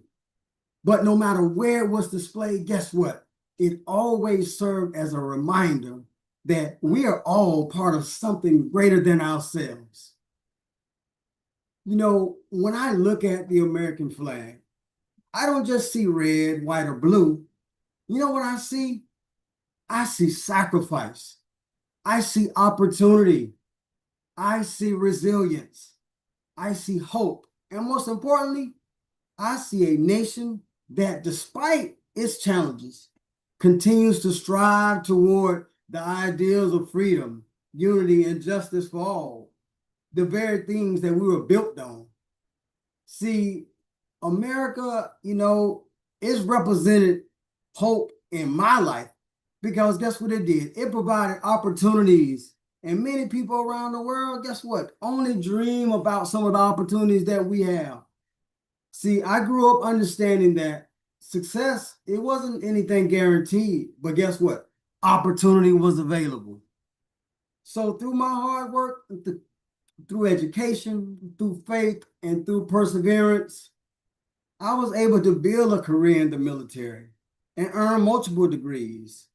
And guess what? Become a published author like many other colleagues that's on the platform today. And I continue to serve my community even after retirement. See that flag in America? It gave me the chance to reinvent myself more than once, you know? And for that, guess what? I'm grateful. But guess what? Hope is not just about individual success. See, hope is seeing a young student believe they can become the first person in their family to ever attend college. See, what hope is watching a veteran like myself transition into civilian life and discover a brand new purpose.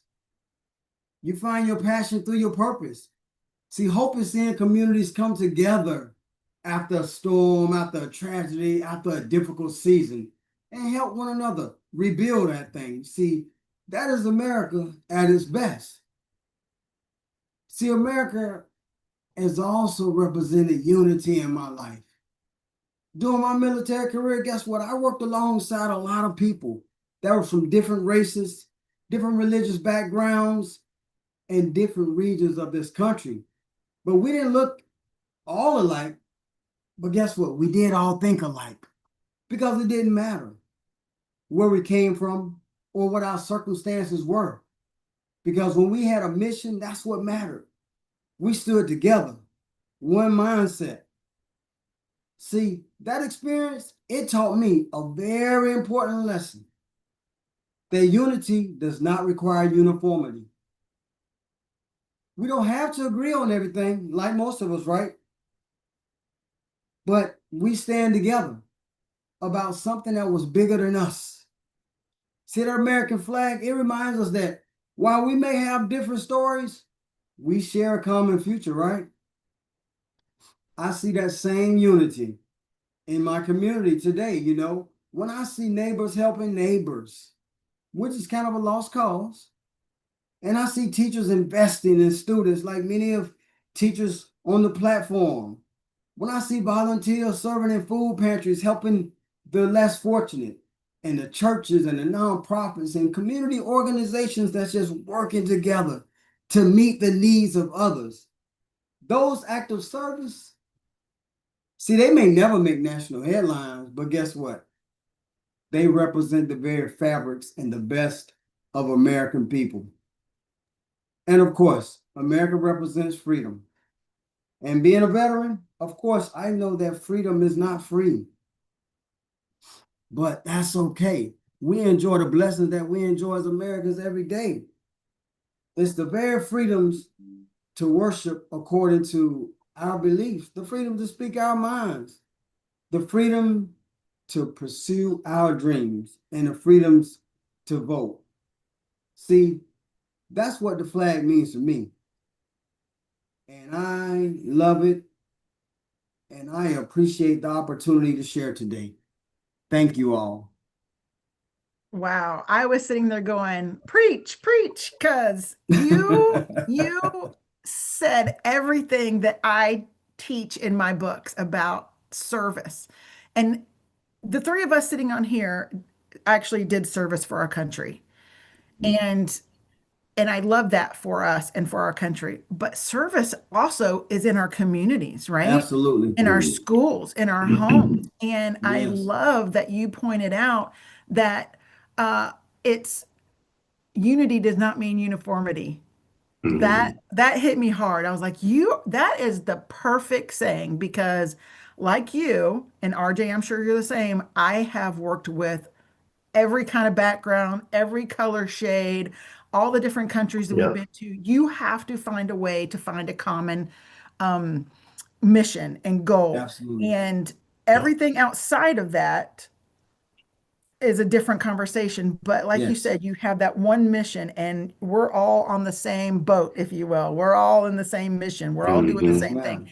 And that creates unity. We're not all the same. We're not supposed to be. No, God didn't make God us all created the same. us This would be a boring uniquely world if it was, ourselves. yeah, exactly, exactly, exactly. So anyway, I love that message. Thank you Yeah. for coming on and sharing it. Is there a way that people can get a hold of you if they wanted to? Yes, absolutely. You know, you can contact me at my Gmail as well, juan.t.piper@gmail. Okay. All right, So perfect. Well, thank you. Thank you thank for you all being for here. affording me the Thanks, opportunity. Juan. Thank you, RJ. And Yep. go Navy. Great job, baby.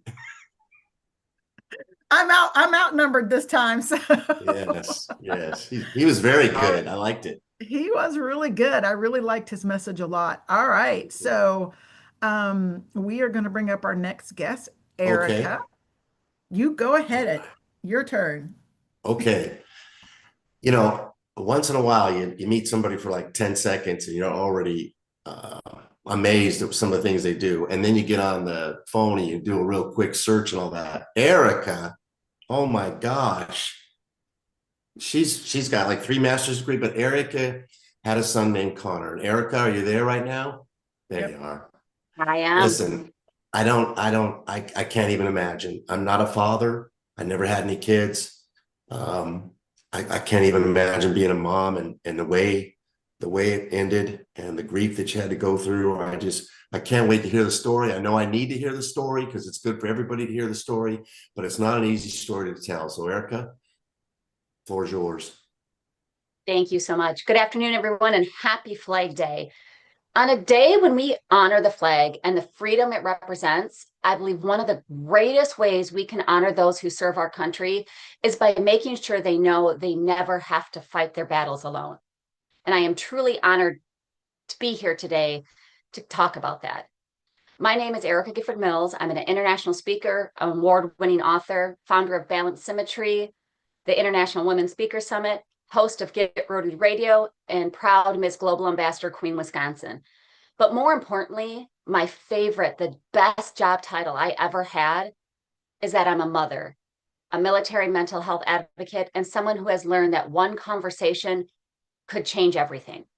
And every opportunity I get to speak about mental health, suicide prevention, and the well-being of our active military members, veterans, and their families is an opportunity I do not take lightly. Because these conversations, they save lives. Conversations truly create connection.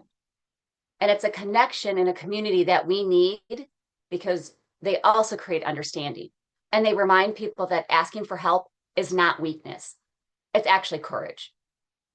My son, Sergeant Connor Mills of the United States Marine Corps, died by suicide late 2024.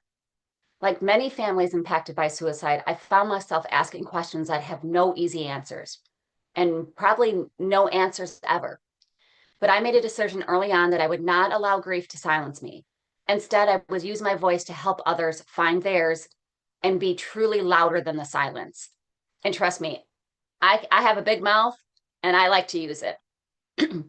Today, through speaking, education, advocacy, fundraising, and community outreach, I work to end the stigma surrounding mental health and suicide, especially within our military and veterans communities. I've always been a mental health advocate, but it's when folks asked me, oh, how did your son die? Was it in combat? And then I would say he died by suicide, and all of a sudden it would be, oh, it was this whisper. And that rubbed me the wrong way, as it should all of us. And in fact, just last night, I participated in the Out of the Darkness overnight walk hosted by the American Foundation for Suicide Prevention. And thousands of people came together walking through the night, united by one purpose, bringing hope, awareness, support, and healing to those affected by suicide.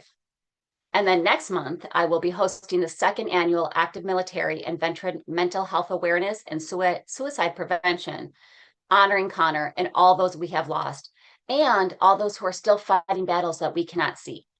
This event will be held in Newton Falls, Ohio at the Five Fours Distillery. Then, and there's more details to come out on this because I just secured the date yesterday, it's another event for education and awareness for active military and veteran mental health and suicide. And that's going to be in Wisconsin, hosted at the Explorium Hospitality Group on Sunday, September 13th. And I do these because this work is not about statistics. It's about people. It's about sons and daughters, mothers and fathers, friends, coworkers, battle buddies, neighbors, and loved ones, and probably somebody listening to this right now.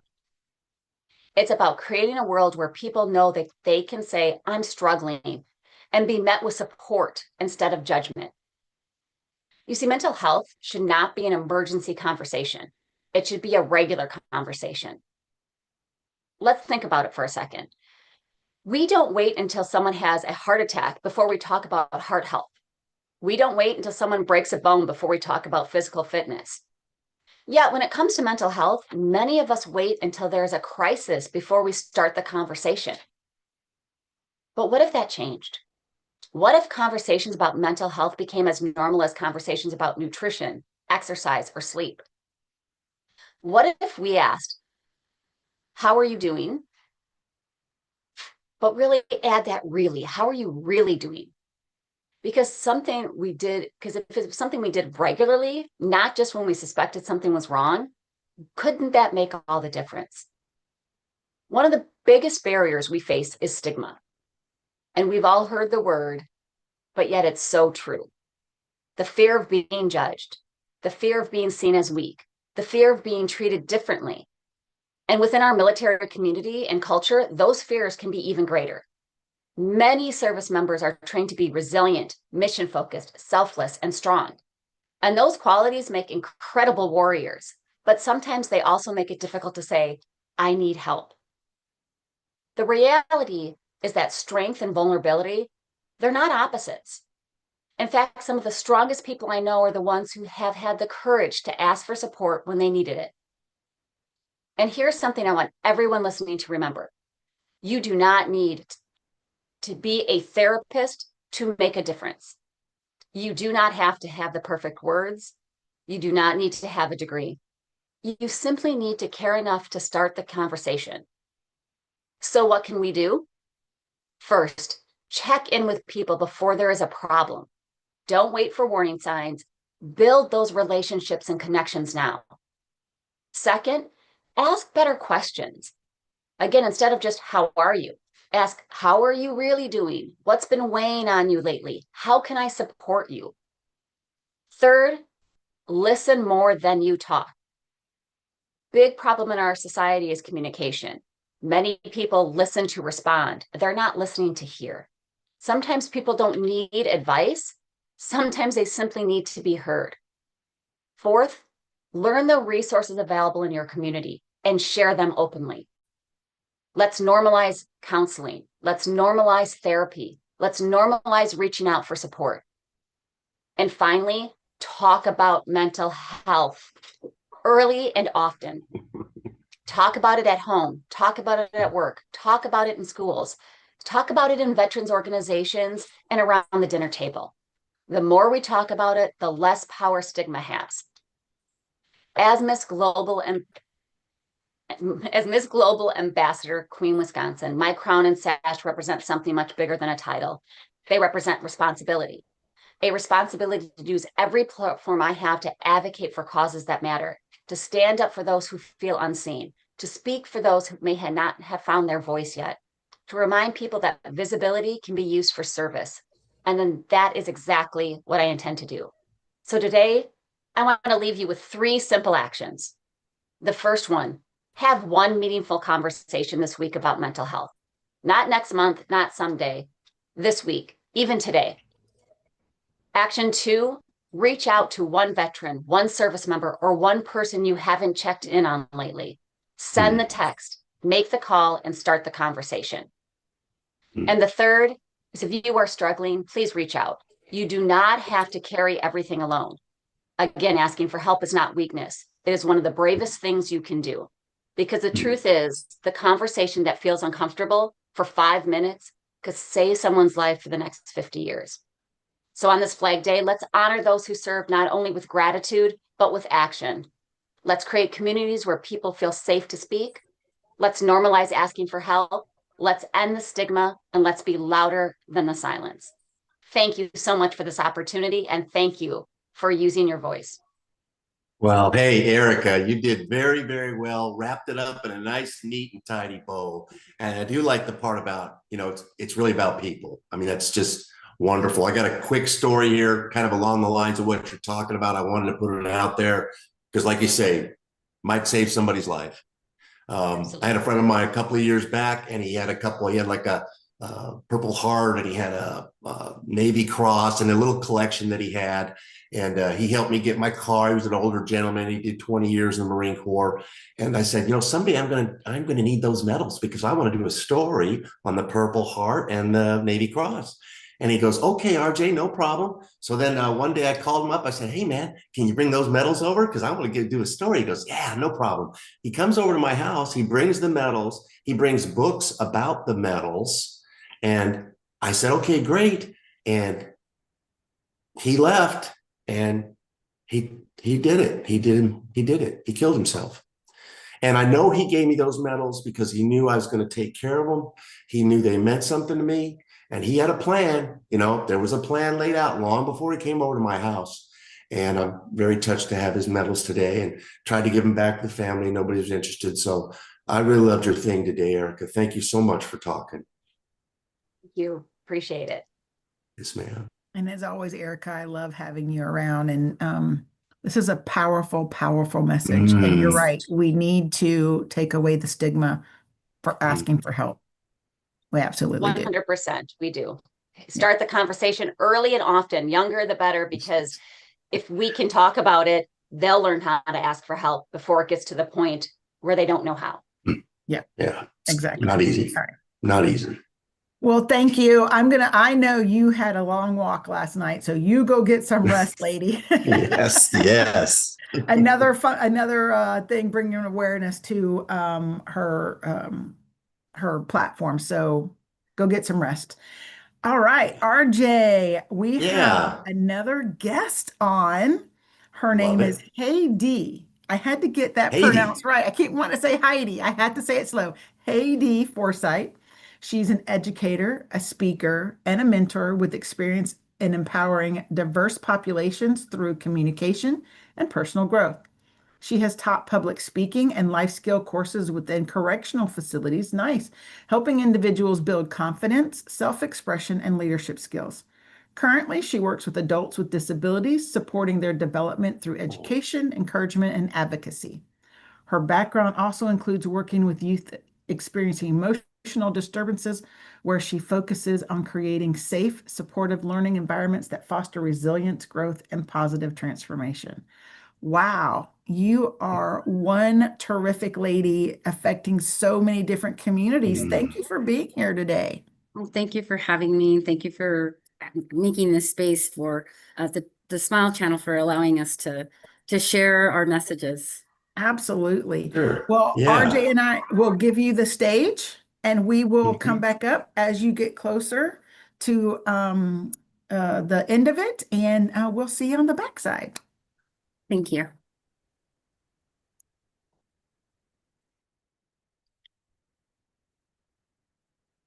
Flags are powerful symbols. They tell stories of identity, stories of history, sacrifice, and belonging. When we see a flag waving, we often think about a place we call home. But what happens when you don't feel like you belong anywhere? You see, I was born in Mexico City, and at 3 years old, I crossed the Rio Grande into the United States with my family. For 30 days, I waited and was what was known as the Coyotes home. It separated me from my family, and while they worked to gather money that was needed to bring me to them. And at 3 years old, I didn't understand borders. I didn't understand citizenship. I didn't understand identity. But I was already living without one. At that time, there were two ways to establish a child's identity in Mexico: through infant baptism or an official registration in your jurisdiction. Well, my parents had neither. So I entered a new country without a legal identity. Later on, at 9 years old, my family was able to apply for residency under the Reagan administration. And years later, at 21 years old, I was pregnant with my second child. I became a naturalized citizen. I almost missed my appointment because my delivery date was approaching. But I can say that I had a covering. There's this Spanish saying that says, "No soy ni de aquí y ni de allá." I'm not from here or from there. Many immigrants understand this feeling. You live in a free land, but sometimes you feel like you're standing between two worlds. The food is different, the language is different, the people are different, the rules are different. And sometimes we focus so much on what is unfamiliar that I think that we forget what people were running from. The fear of not being able to feed your family. The fear of losing everything because decisions made by governments impacted your ability to survive. The fear of earning $4.70 in 1977 while hearing stories of opportunity in the land of the free and the home of the brave. The fear of being stopped by police for a possible broken light, knowing you didn't have enough money to pay a fine. Or worse, that your family would have to send money just to get you home. At 3 years old, I couldn't understand those fears. I don't even remember those 30 days away from my family. But as an adult, I experienced what it meant to feel like I didn't belong. You see, before becoming a citizen, I returned to Mexico for another 30 days to help a friend. We survived on $100 for an entire month.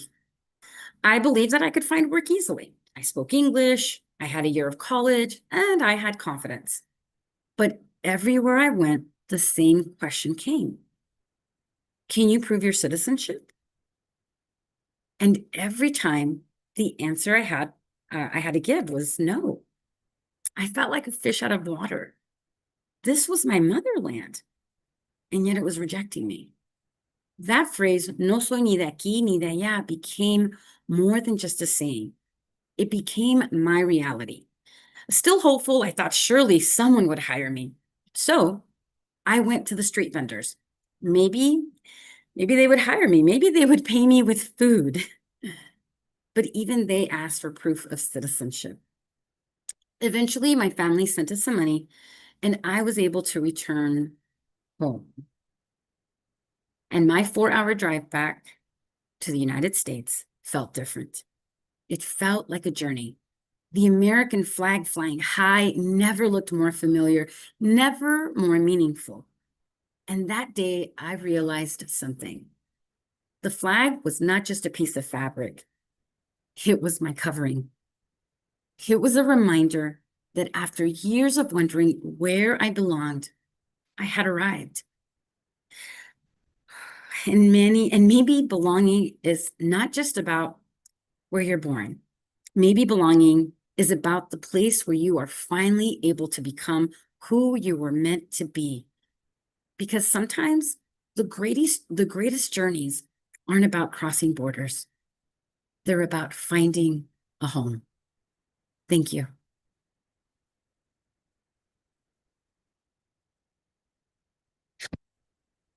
Oh, hold on. I was muted. Oh, that was such a good story. I was listening to it, and although I didn't have to go through what you and your family have gone through, but uh, knowing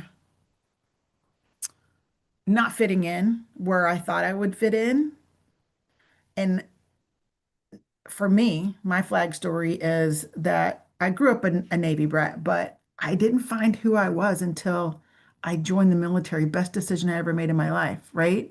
So my flag story is I now serve the flag, and it changed the trajectory of my life. So um, similar in the fact that we found strength and faith in something that was bigger than ourselves, right? So That's right. your story was magnificent. Thanks for sharing it with us. Oh, thank you so much again for allowing me to share it on this platform. Thank you, Perfect Publishing and the Smile Channel for this platform and this opportunity. I really, truly am very proud to be an American citizen.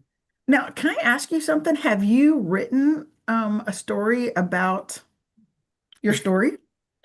I haven't. I'm in the process of writing down lots of notes, working on a memoir, working on the other projects that I have. I actually have a public speaking journey platform myself. It's not virtual, it's in person. And so, yeah, and just to, lots of stories of prison and the people that I work with. Yeah, so I am working on something. That's I would definitely purchase that and read that. That just sounds like you would have so many points of view, right? Your own personal one and all the people that you work with. I can't even imagine some of the Reformation stories that you have with people, coming from all different walks of life. That's amazing. Yeah. It's amazing the people I get to meet. It's such a privilege. Yeah, thank you. Again, Nice. hey Dee, I appreciate you being here, and hopefully we're going to get to see you on some more of these events. And I look forward to more stories and your actual story in paperback when it comes out. Thank you so much, Jody and RJ. Have a wonderful. Yeah, it's great. We know a publisher. Yep. All right. So, whew, we have had some amazing That's been people fun. on here today. I am just like, so, being a veteran, right? Mm. I sometimes feel like, especially with how the media shows things these days, I almost feel like that I'm the only one that loves the flag anymore. And today has proven to me once again, like God always does, no, babe, this is my story. You're not the only one. Right. Yeah. And I am just so reassured and I'm energized by today and Mm-hmm. hearing all these stories. And Mm-hmm. my point of view is only one. Look at all these stories that I we're hearing. know.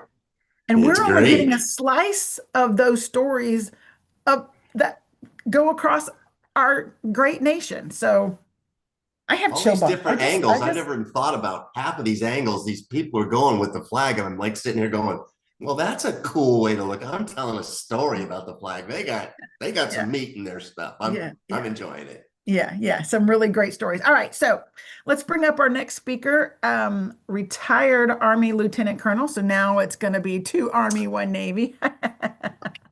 Okay. Dennis Schroeder. And Dennis. I think you have a little bit about him, RJ. Go ahead. I did have a little bit about Dennis. Is he up there yet? Hi, Dennis. How Yeah. are you? Well, he's I the am doing founder very of, well, thank you. yeah, Go founder ahead, of the Jody. Price of Freedom Foundation, which I think he's going to tell us a little bit about today, which you and I were learning. It's amazing what he's doing. Yeah, Thank I you really so much. liked hearing the beginning and talking to Dennis earlier about what his project is and how encompassing it is. And my big thing, and it's Dennis's too, we want to hear your story. Got to tell your story. Don't take it with you. It's gone when you're gone. And Dennis, I'm leaving it up to you because that is a great thing you're doing. All right, thank you so much. Well, you were talking about Flag Day, and my story about the American flag really goes back to the very beginning of. I was born into a Navy family. My father served 20 years in the Navy. He was enlisted. He was a machinist mate. I grew up around the American flag being flown on the ships and around the bases and the like. And I grew up moving around a lot, but the American flag was always a part of that sense of being proud of the country and what we were doing and the like. And for me too, I really wanted to join the Navy. That's what I wanted to do because of my following my Yeah, father's baby. footsteps. But he suggested because I was getting great grades in high school, I should try to become an officer to have a better life. So I applied for ROTC scholarships. Turns out I have defective color vision. And so back in the Oh, 70s, the Navy said, here's a four-year ROTC scholarship, but you have to take the Marine option. And so I was crushed. And so I chose the Army, which offered me a scholarship with no strings attached, and became a medical service corps officer and served a total of 24 years. It was yes, actually from 78 to 2000, then was retired for 11 years and was asked to come back for 2, which I did 2011 to 2013. But well, Dennis, real quick. Hey, I'm gonna get you. I want to get you back to your the book you wrote and all that. But I just want yes, to let you know I taught ROTC for 14 years. good for you. Excellent. I loved it. I But had a I want great, to hear your story, man. The yes. floor is yours. All right. Yep, we're going to give you the floor. Okay. So it wasn't until after I had retired essentially for the second time that I was seeing some things that were going on in the country. I had grown up in the 60s and 70s and felt the how the country turned away from its veterans and saw in the 80s and 90s how that had reversed. And I was really happy about that. After 9/11, I saw that there were actually publications that I never thought I'd see a positive story about a veteran in talk about them, but they focused on one person, and and I was happy on one hand and sad on the other because there were other soldiers in those stories that they were talking about who had died in those conflicts, who went home in flag draped coffins that would get almost no recognition for this. And there's it just bothered me that we had the ability to do research and to tell the stories, to gather those stories, and to bring them together so that the families of the fallen would not be forgotten. I mean, as it is right now, what happens when a soldier passes? We have the ceremonies where we commemorate them and their sacrifice that they made. We honor their lives, we honor the sacrifice, and then we go home. And each individual carries a piece of that person's memory with them. And as time goes on, those memories fade. And as each other person passes away, then that piece of the story is gone forever. So what we do is we offer to the families of the fallen our services at no cost to them to research their loved one's story.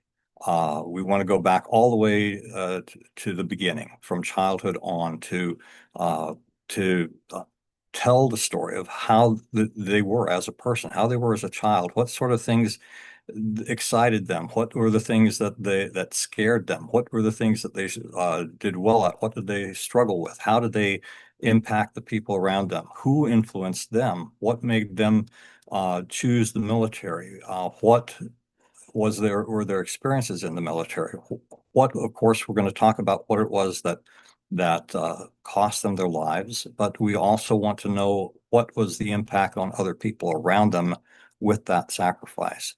We want to bring all that together into a single book that we present then to the family so that they can pass this on for future generations, that story is collected, it is brought together, and it is able to be passed down. We also record every interview that we do so that when we have the resources to do it, we can tell that story in video format, because one of the most common problems that military survivor families have is that after a year or two after the loved one has passed, they have the sense that outside that family and small circle of friends, that their loved one's forgotten and their sacrifice is no longer honored, even those who had bridges and roads and buildings named after them.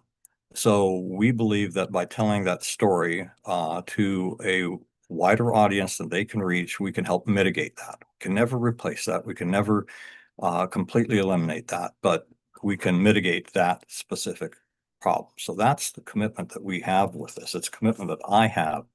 And telling the stories of those who are no longer with us are much more challenging and much more difficult. But I want to echo what I've heard here earlier today, and I know that Dr. Smiley is all about, is tell the story, tell your story while you're here, while you're able to do so. I encourage all my veteran friends to do that. And in fact, the gentleman who was the writer for our first book, he'd been a Air Force Academy grad, had spent his active duty time as a criminal investigator for the Air Force, and he had written a couple of books prior to joining us and taking on this project. He was encouraged to write his own story afterwards because he saw through this the value of telling the story. We don't see ourselves as heroes. I don't see myself as a hero. I'm just an American citizen, blessed by God to be here, blessed to be in America. And yet I know my story will affect people that I don't even realize in ways I don't even realize. And it's the same that's true of you. So I do want to encourage folks to tell their story, to be proud of being an American citizen in the greatest land that I know of.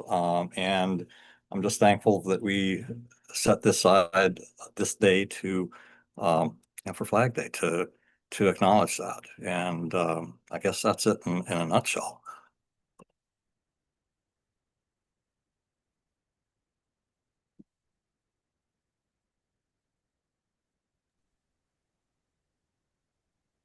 Sorry, did I not go Hey. long enough? No.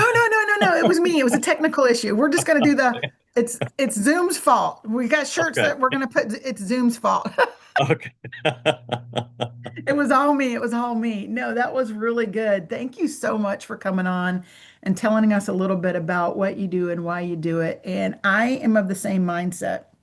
I talk all the time. People are like, well, should I thank a veteran? Well, yeah, thank a veteran, but just know that we feel weird.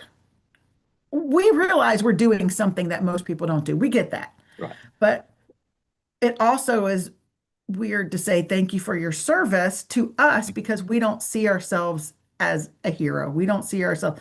We're just there doing something that we said we would do.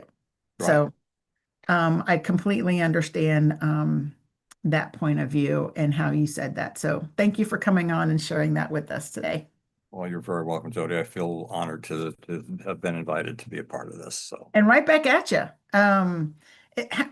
Did you mention, I didn't catch it, if you mentioned how we can get a hold of you I or did share not. stories with you? Okay, so the organization is called the Price of Freedom Foundation. You can find us on our website is www.priceoffreedom.org. not priceoffreedomfoundation.org, if you take the off. But if you look on social media, on Facebook, LinkedIn, YouTube, Instagram, if you search for The Price of Freedom Foundation, you will find us. And we're probably, other than our website, we're probably most active on Facebook. And you can reach us at info@priceoffreedomfoundation.org. And phone number is 615-389-1867. Perfect. That's And I'm going to connect with you on social for sure. Yes, I absolutely. am too. Yeah. We'd Very love good. to. Go ahead, Dennis. We want to get more stories told. We're small. This is a huge vision. I'm getting older. Time, time is not slowing down. So we want to engage as many people as we can in the project, because I think it's very worthwhile. Yeah, It was absolutely. very well presented today. You Thank gave you. a very good presentation. I love your voice. You keep charging. Thank you so much. Thank you. Yes, sir. Thank you so much. God bless you guys. Yeah. Have a good rest of your day. Yes, you too. Okay, RJ. Wow. That was amazing. I think you should, I don't know where he lives. I know you do podcasts in person, but you should probably think about having him on your show. That would be, Yeah. that'd It'd be really cool. good. That would Yeah, be really good. We're filming Monday. Are you filming Monday? Yeah. Someday I'm gonna make it. Someday. You got a place to stay. It's no big deal. I'll just tell you next month when we do it. Well, we're gonna make it work. We're gonna make it work. We've been trying to do it for a year, but we will get Yeah. there. I promise. Okay. We'll bring Francine up too. Yeah. And all right. So up next, so I want to tell you a little bit about Beth Robbins. She is an amazing author. She has wrote some I say adult books, but that sounds weird.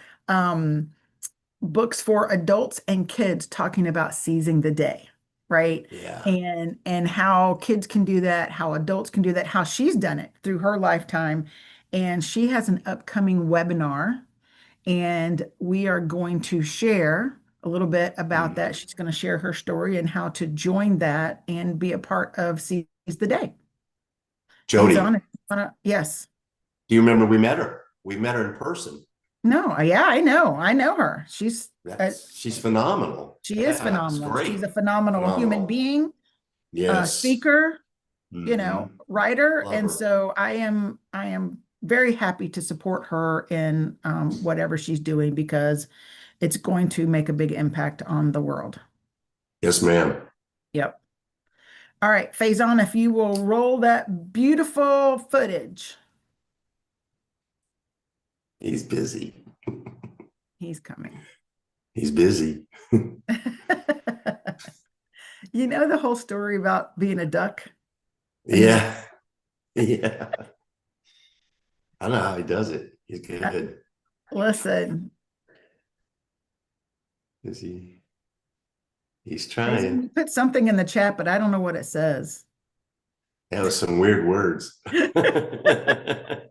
Faison, we're not All right, speaking. let's talk about, there we go. There we go.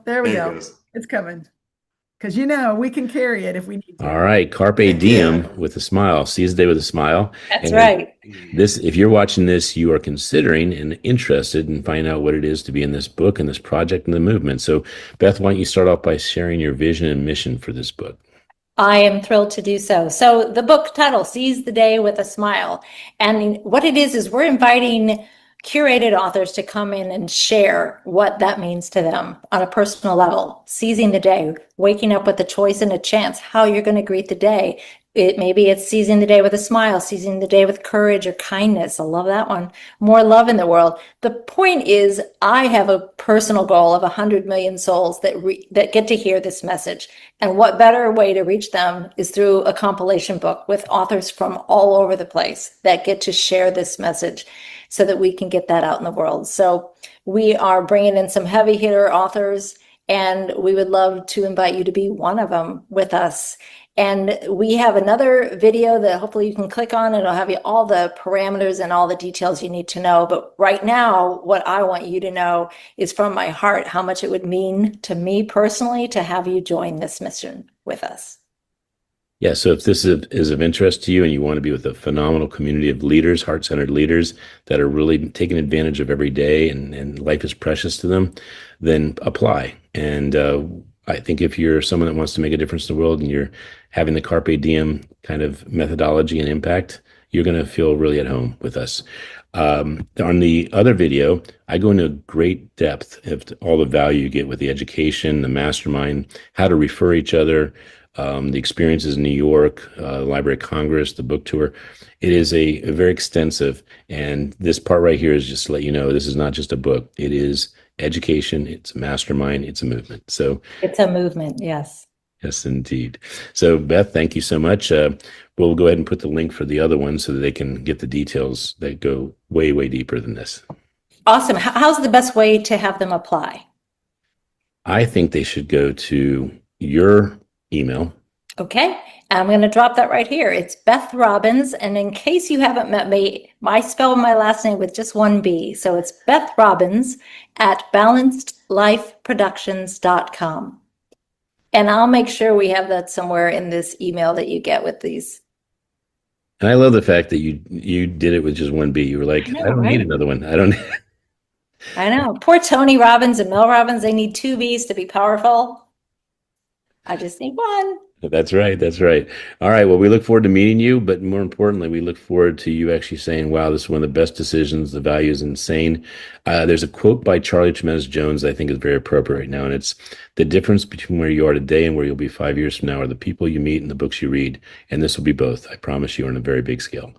I have worked with in so many authors, and I will tell you, this woman here, Beth Robbins, is someone that's going to take you places. Thank you. Oh, thank you. Let's do this. Come on now.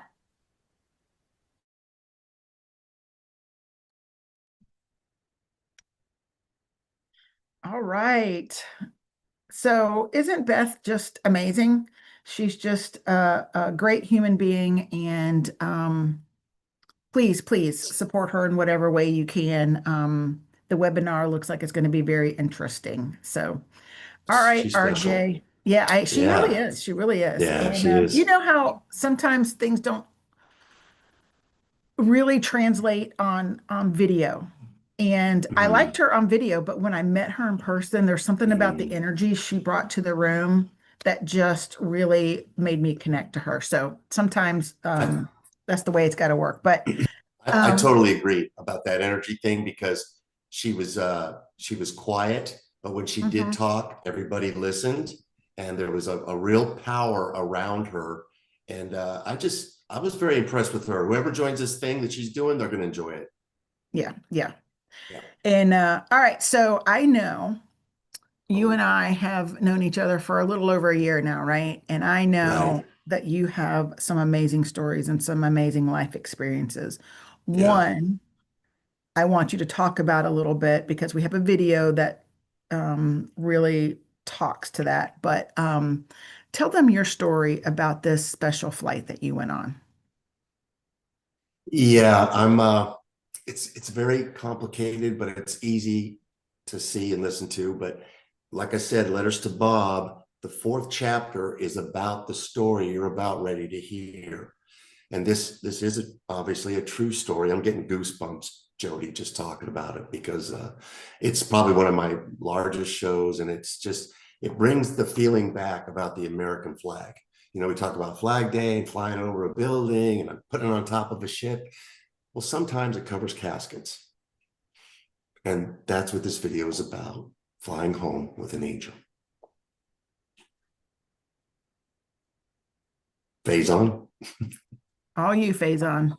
Play that footage for us, please. Play that footage.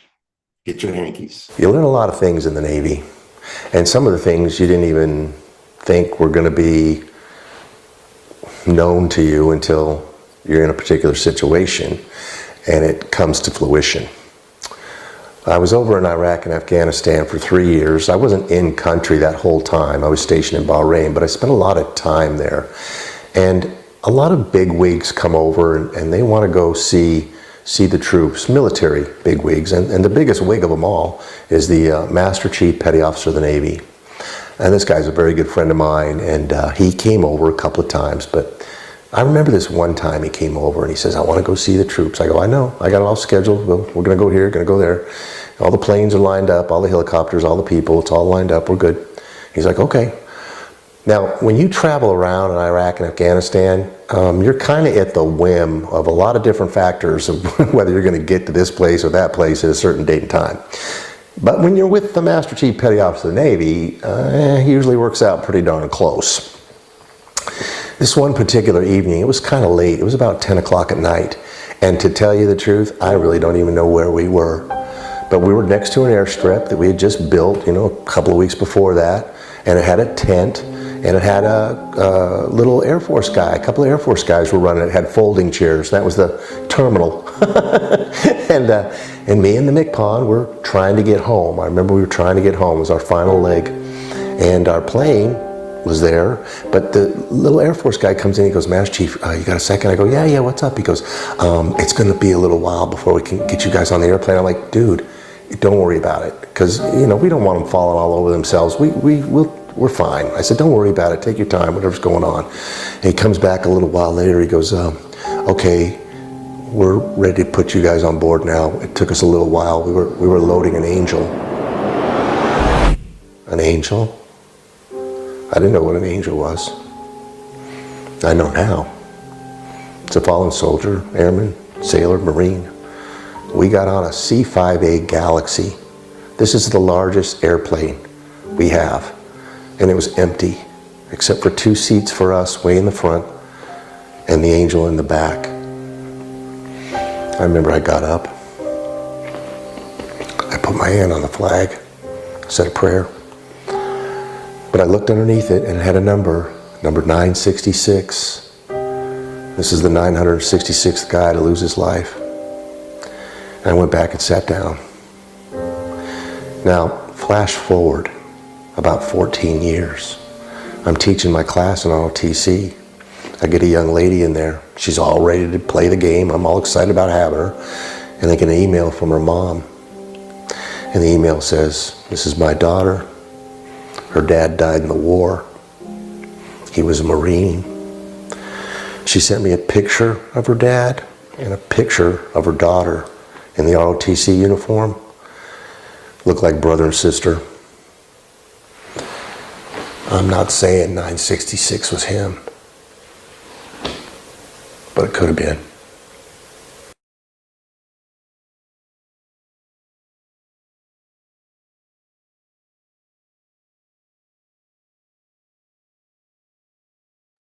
That was poignant. And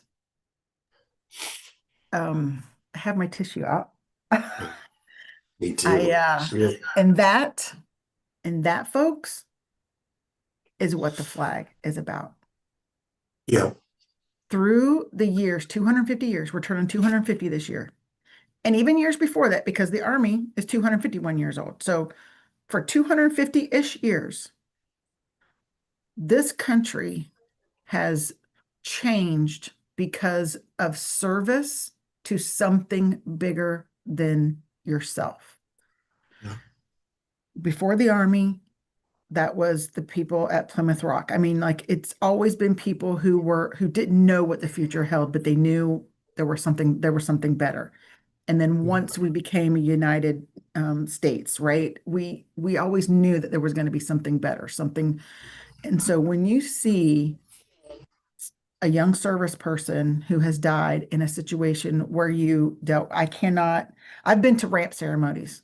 I haven't flown home with soldiers, but I've been at the ramp ceremonies. Yeah. And there's something about the air during those ceremonies that is different.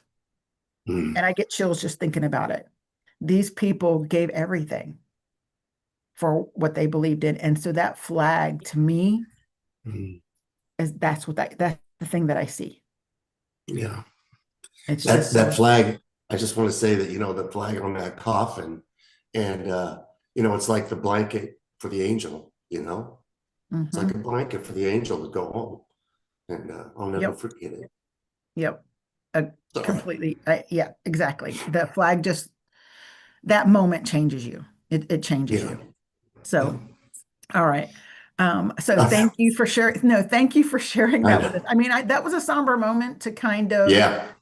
Yeah. wrap. We're going to talk about some other things here as we continue Sure. on, but that was such a good video that you did and story that you had, personal experience that I think people need to hear. So thank you for sharing that. Thank you, Jody. But we're going to flip the script a little Okay. bit, and let's remind everybody about the books that we're highlighting during Flag Day. One is Kenny's book about his favorite places in America, which Love it. is a really delightful book. The other book is yours, I Want What You Got. Oh, I want what you got. I That's forgot the about one I want what you we got. decided to share with everybody, and that is another great one. And of course, my honor book, Leadership for Kids, the fifth of seven. And Hey, I am so excited that that is out, and this is pretty much launch day for that. So I made it great. 99 cents because I thought it was so important to support Flag Day and Right. honoring the flag and America and all the things that involves. So you can find all those. They should be linked somewhere in the live stream, in the comments. I don't know how they do all that, but that's where it should be. And also, I just want to mention, go see RJ's video that you just saw. It's on his YouTube channel, but I also have Yeah. a special Flag Day message on my YouTube channel, Soldier Mom 95. Because 1995 is when I Nice. became a soldier mom. That was my first kiddo was born in 1995. So I had to Wow. put that in there. And Wow. I know it's Yeah. going full circle being a Navy brat to joining the service to becoming a soldier to becoming a soldier mom to becoming a veteran. It's full circle. So it's just I cannot believe the trajectory that my life has taken. I never ever thought that this is where I would be or what I would be doing. Never. Yeah. Do we got a few minutes here, or what are we just We do. bantering? We do. Go ahead. Okay. Well, I do. The Smile Channel, Perfect Publishing, Our Lives, this triad thing, and how it all worked out for you and me and lots of other people. Yeah. And Ken has been wonderful. Kenny, happy birthday! Got a present in the mail for you. But the books, I mean, after we retired, we're still giving back. We're trying to give back more and more and more, because I got to tell everybody out there, you give back a little bit of positive, you get a whole bunch of positive back. And Jody's a great example of that. I try to bring the energy, the people we hang around with. We don't hang around with those people that, we like the positive stuff, the good stuff. Ken has been so helpful for us. And we have these little careers now. I don't even know what we would call them, Jody. Yeah, side hustle. I don't know. I don't know. Being a part of the Smile community, Yeah. Dr. Smiley community, if you will, Perfect Yeah. Publishing, has become, the military was our family, right? I I mean, we had know. our own families, but there was Sure. this brother and sister energy that you got from work, right? From being part of the service. And I feel that energy with Perfect Publishing. Because too. Ken, being a veteran as well, he kind of Right. brings that, and he really is so supportive and so inspiring, and is always there for us 110%. I don't know when the guy sleeps I because don't either. he texts me at these crazy hours, and I'm like, dude, are you sleeping? Because It's I the am. other thing about him, you said a lot of great traits about him, but this whole Perfect Publishing thing, the thing that he runs and does these things, if you've got a book in your mind, and you can kind of get it sort of halfway good, they can take it all the way. You're going to get a product out of this thing. And I know a lot of people spend a lot of money. They got nothing to show for it with these books. And because there's a lot of people out there a little unscrupulous in this area, but Perfect Publishing, Ken delivered. My books are on Amazon. Jody's books are on Amazon. we're very excited about him, and he cares. He actually cares. It's not fake. Ken is not a fake It guy. is not fake. No, It's no. not fake. He does actually care, and he gives some damn good hugs. Yeah. Yeah. And he's just a genuine human being. He is. Like, what you Yeah. see is what you get. Seriously, all the time. All the time. Yeah. I don't think Yeah. I've ever seen him No. upset, mad. You never see him Nothing. down. Nothing like that. Mm-mm. Nothing. He's always I got some good news for you. Yeah, I know. It's always, I got some good news. Wait, good news Okay. for who? RJ, you sold the book. Okay. That is good news. That is good news. It's great news. Yeah. And as part of that, and I'm just going to throw out again about the Smile Channel, smilechannel.com for podcasters, speakers, authors. This is an amazing platform he has built. And as part of the birthday celebration for Kenny, Yeah. today, if you buy his book about America on Flag Day today, you will receive a free membership on the smile.com channel. And I cannot tell you how important that is. I have had more introductions and seen more things come of my books, my speaking engagements, all the things. And I don't just mean purchases, I mean readers. I mean people who really care about what you're writing. And they care enough to go out and write reviews once they get your book. They support you, and we give it right back. Like you Right. said, what you give out, you get back tenfold, right? And Yep. so this community is doing that for all the different things. Not everybody on the site is an author. Many Right. of them are, but not Mhm. everybody is. And so it is for a lot of us creatives who sometimes don't have time or the right side of the brain, whichever one's more organized to do the things that we need to do. And so, yeah, the Smile Channel, you'll get the free upgrade, and you can reach out to the smilechannel.com, or he has a phone number, 202-701-0911. Trust me, he will call you back. It might take a day or two, especially not today Mhm. because it's his birthday. But even if you texted him a day, I bet he'd say, hey, I'll call you tomorrow. Wait, I want to say this about that Smile Channel, this free offer that he's doing. If you're out there right now, you're watching Jody, you're watching me, that ship has sailed. But and you go for this free thing just to try it, to see. I mean, what's there to lose? There's nothing Exactly. to lose. There's always something to gain. You're gonna learn something. They're gonna help. And if it doesn't, it's not your cup of tea, it's not your cup of tea, but you get to try it for nothing. Yeah. It's cheaper than an app that you get for a 7-day free trial, and then you pay for it because you forget that it was a 7-day free trial. Right. You get a whole year. It's amazing. Gosh No dang, Kim. charges. So trust me, you know how many times I go out there and I get something, I'm like, oh, let me just try it for 7 days. And then all of a sudden I see this charge and I'm like, oh, dang it. I forgot It's to cancel. impossible to get out of it. It's impossible. It really is. But anyway, besides the fact, check it out. Nothing to lose. That's what I'm saying. Listen, just go check out the channel and see what's out there and see if it's even for you. And then if you want to join. It's right there on the website. Not a big deal. Yep. All right. Well, I have had such a good time today, Me RJ. too. Me too. You are going to I'm the sorry military about- you are going to the military influencer conference, right? I got to look at my schedule. I'm very busy. It's man. in Tampa. Oh, that's close. It's July 23rd, 24th, 25th. Those Whatever dates that look pretty weekend good. is. I'll be getting a hold of everybody on that. That's a pretty good date All right. time. Yeah. All right. So all right. So we do have a couple more speakers, and up next is Gayla Bynum, and she is going to tell us what Flag Day means for her.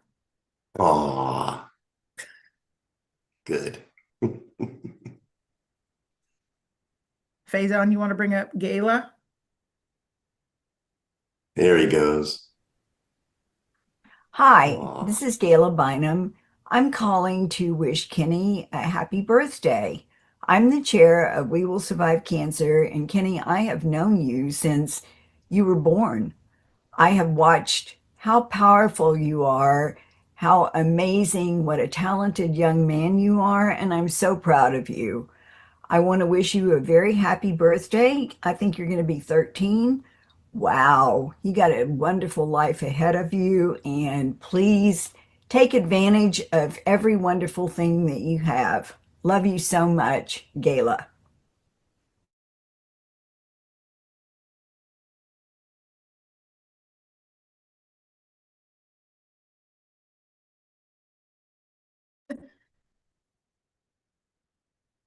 Oh, Kayla, that was so fast. I'm so sorry, lady. Anyway, with that said, Gayla did say hi and bye to us so quickly. I didn't even get to I don't know, still working on that angel video energy that I have going on. But Yeah. all right, so I just want to make sure that, and RJ, remind me, please, of giving some shout out to people who work behind the scenes, right? Right. Faison, if you would help me do that. But Faison is somebody who works for me personally. He does a lot of my social media. Actually, he does 98.9% of my social media. He gets mad at me when I do it. He's like, no, don't do that. But I do pop He in every once knows. in a while and do something. So but with that said, Faison always works behind the scenes on these. We have Aisha who's on, Dana who's on today. These are all the people, How Amy, about who Amy? behind the scenes to make things work as smooth as possible. They're the people making sure everybody's lined up and saying all the right things and doing all the right things. Faison, please let me know if I forgot anybody. Yeah, we have our event organizer, which is like Tanisha Carroll. She's amazing, handling all these like events behind the scenes and everything. And then we have the Amy. She's also like handling our events. And then we have Aisha, and you know about me, right? So I am Faizan, and then I handle all the like tech stuff at the Smile channel. And we have Danielle, which is our designer at the Smile channel. So thank you all team at the Smile channel, and especially thank you to you, Jody and RJ. You guys are amazing. And I think like we have a couple of special messages, right? We Don't you want to do. say We anything do. about that, Jody, RJ? Um, well, are you Well, I gonna do want to pop in say friend? something. Are you gonna go Uh, ahead? Go ahead. Yeah. I just, hey, Faison, great work. The team, great work. You know, everybody thinks, oh, RJ, you did such a great job. Let me tell you what, RJ Chapman doesn't do nothing. It's all these people in the back that make these things happen. So thank you so much, you guys. And Jody, it's always fun doing it with you. Yeah, absolutely. That's my bud right there. I don't know which side you're on, but one or the other. Army, Navy. Go Army. All Beat right. Navy. Are we going to bring up Francine's video next? Is that who's next? Yes. Okay, Yes. so I just want to do an intro for her. So Francine, I met her for the first time at the book summit in Nashville last year with Talk. And what another person that gets put in your life, not by me, by God, that has been Amy, you putting me in the instrumental main in moving webinar and then forward. not jumping on the like from the Hey, Faison, we can hear you, bud. With that said, she Before we is show it on, though, yeah, she is actually on another podcast for that I was on this morning for Children's Authors Unite. So if you are a children's author, I'm just going to give her a shout out real quick. She has a Facebook page, Children's Author Unite, capital UNITE. And take a look, take a gander. Are you thinking about writing a children's book? Have you written a children's book? Would you like, this is a really good author group to get info, to get encouragement, to get support. Anyway, on a quarterly basis, we do a virtual book fair. And today we had a fossil dig. We had a make and take craft. We are nice. providing PDFs who those who sign up to get free summer activities for their kids from all the authors that were on there reading their books and doing all these activities. We had a science experiment yesterday. I mean, it's a whole thing. So anyway, Francine, whose video is coming up next, Wait, is doing I that gotta tell today. you, Go I ahead. want to say something about Francine. Okay. She's a Toastmaster, and I met her through Toastmasters, and I got to drive her to Nashville, Jody. I Oh got to yeah, that's drive right. Francie. Yeah, we got a nice, I think, 7-hour trip, and Sparkle Feathers and we had a great time. That's where we all met. I know We, it. we've been fast friends ever since. So bring her up. Let's see it. All right, yeah, let's bring up that beautiful footage. Hello, I am Francine Juline, otherwise known as Princess Francie. Princess Francie is my inner child, someone who I lost for a while I was serving the military. But then I found her again, and we are having so much fun creating this universe where people are finding their confidence and they're having fun doing it. My buddy here, Sparkle Feathers, readers are leaders. And I am creating books that any patriotic citizen can be proud to share with their whole family.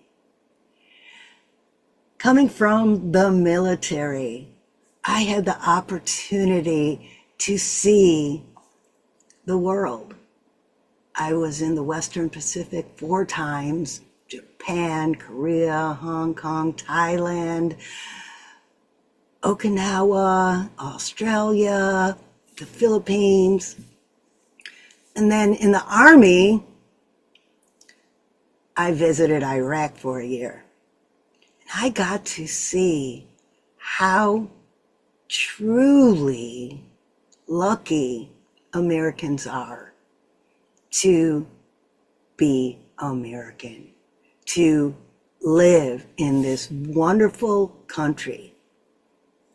Even if we don't agree with everything that happens around us, we still have opportunities that other people around the world strive to come here to the United States to share what we have. Remember that. And that's what I try to instill in my readers, that even when life gets tough, remembering all the good things that are happening, remembering all the opportunities ahead of you, remembering that life is your oyster and all you have to do is open that shell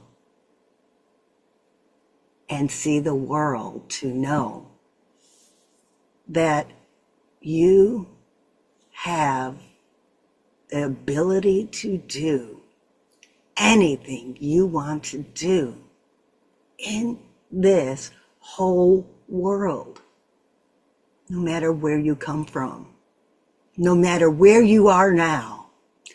All you have to do is dream a thought and work toward it. And that's what I did with my book series. When I was going through my own uncomfortable change process, and I'd like to use the analogy of the caterpillar. The caterpillar's just walking along and realizes that there's some change it has to make in its life. Now, this caterpillar does that instinctively. And we humans have some instinctive element to it also. It's called emotions. We feel something is off. We may even feel we're broken, but just know that that caterpillar, as it's wandering around, isn't broken. It's just moving to a transition. And then that caterpillar starts making its cocoon.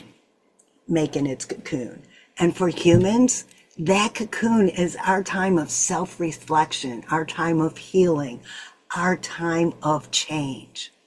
We're not broken. We are simply in transition. What we were when we were this caterpillar is who we're leaving behind.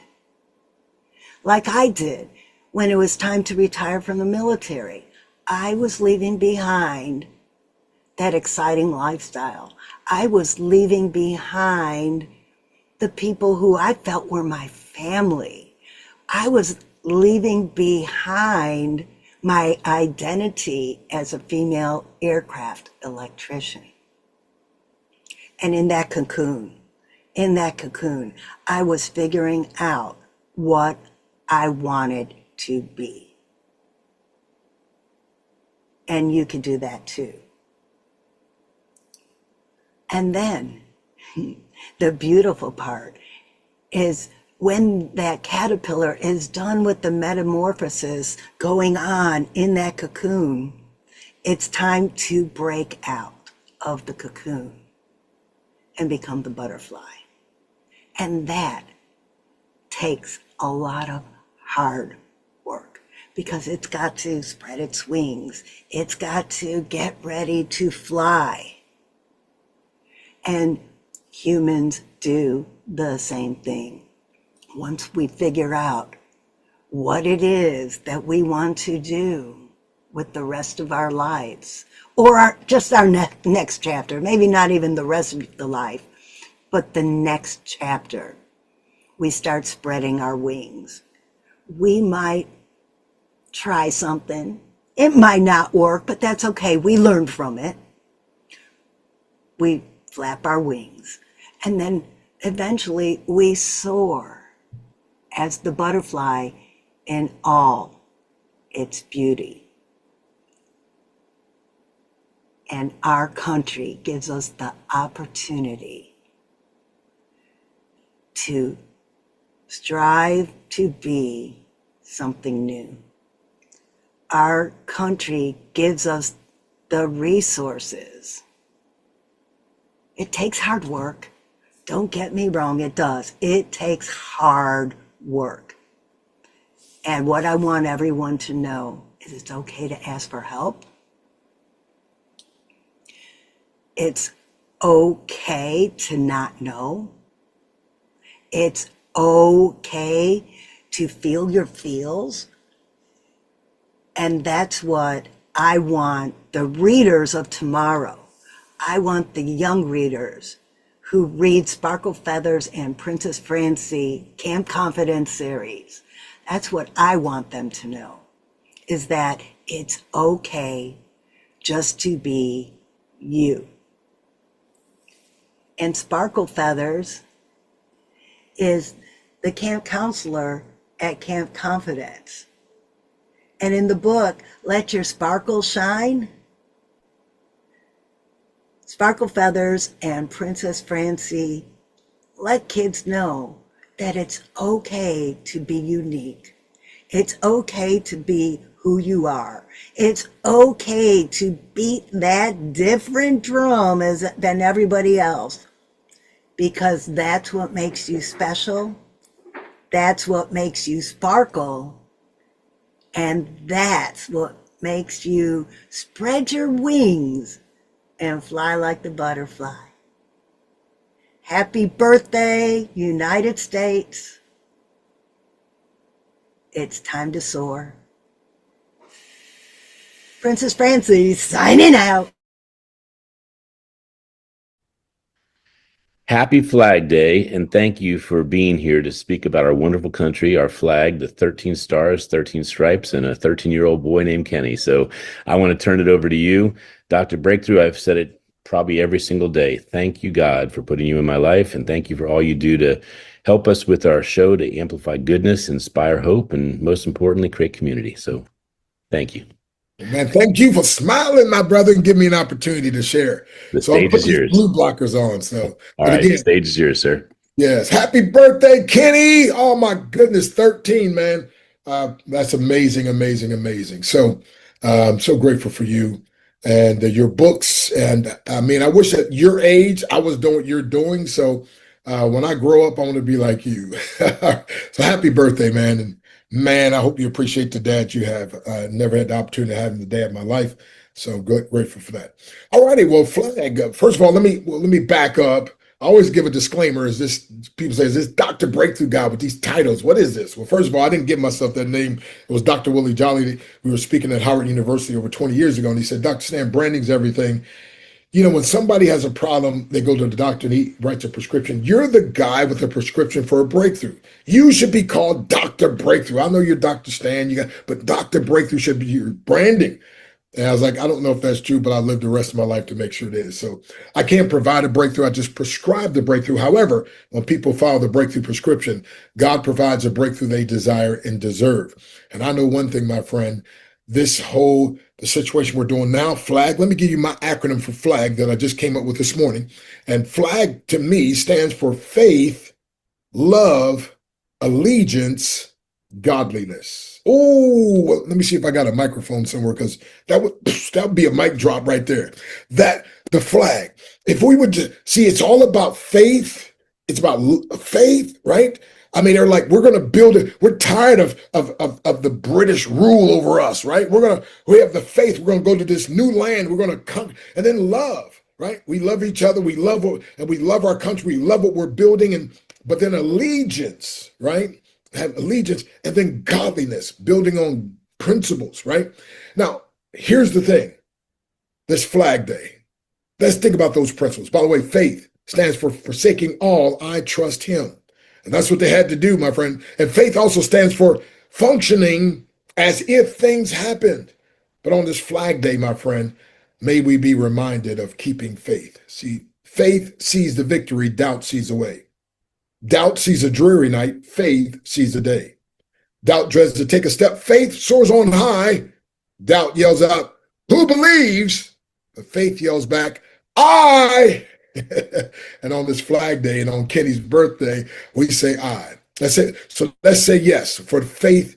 And again, we want to increase our faith. Faith also stands for fully anticipating it to happen, right?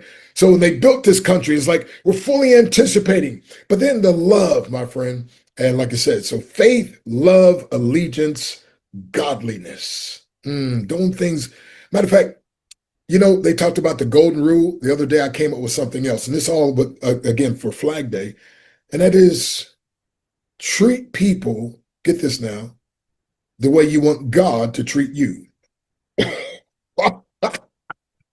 Do unto others the way you want God to do unto you. That would change everything, my friend. So again, on this day, and we have to remember that in this country, in this flag, do you understand there was a man that looked just like me, right? Fleecy locks and black complexion, cannot forfeit nature's claim. Skin may differ, but affection dwells in black and white the same.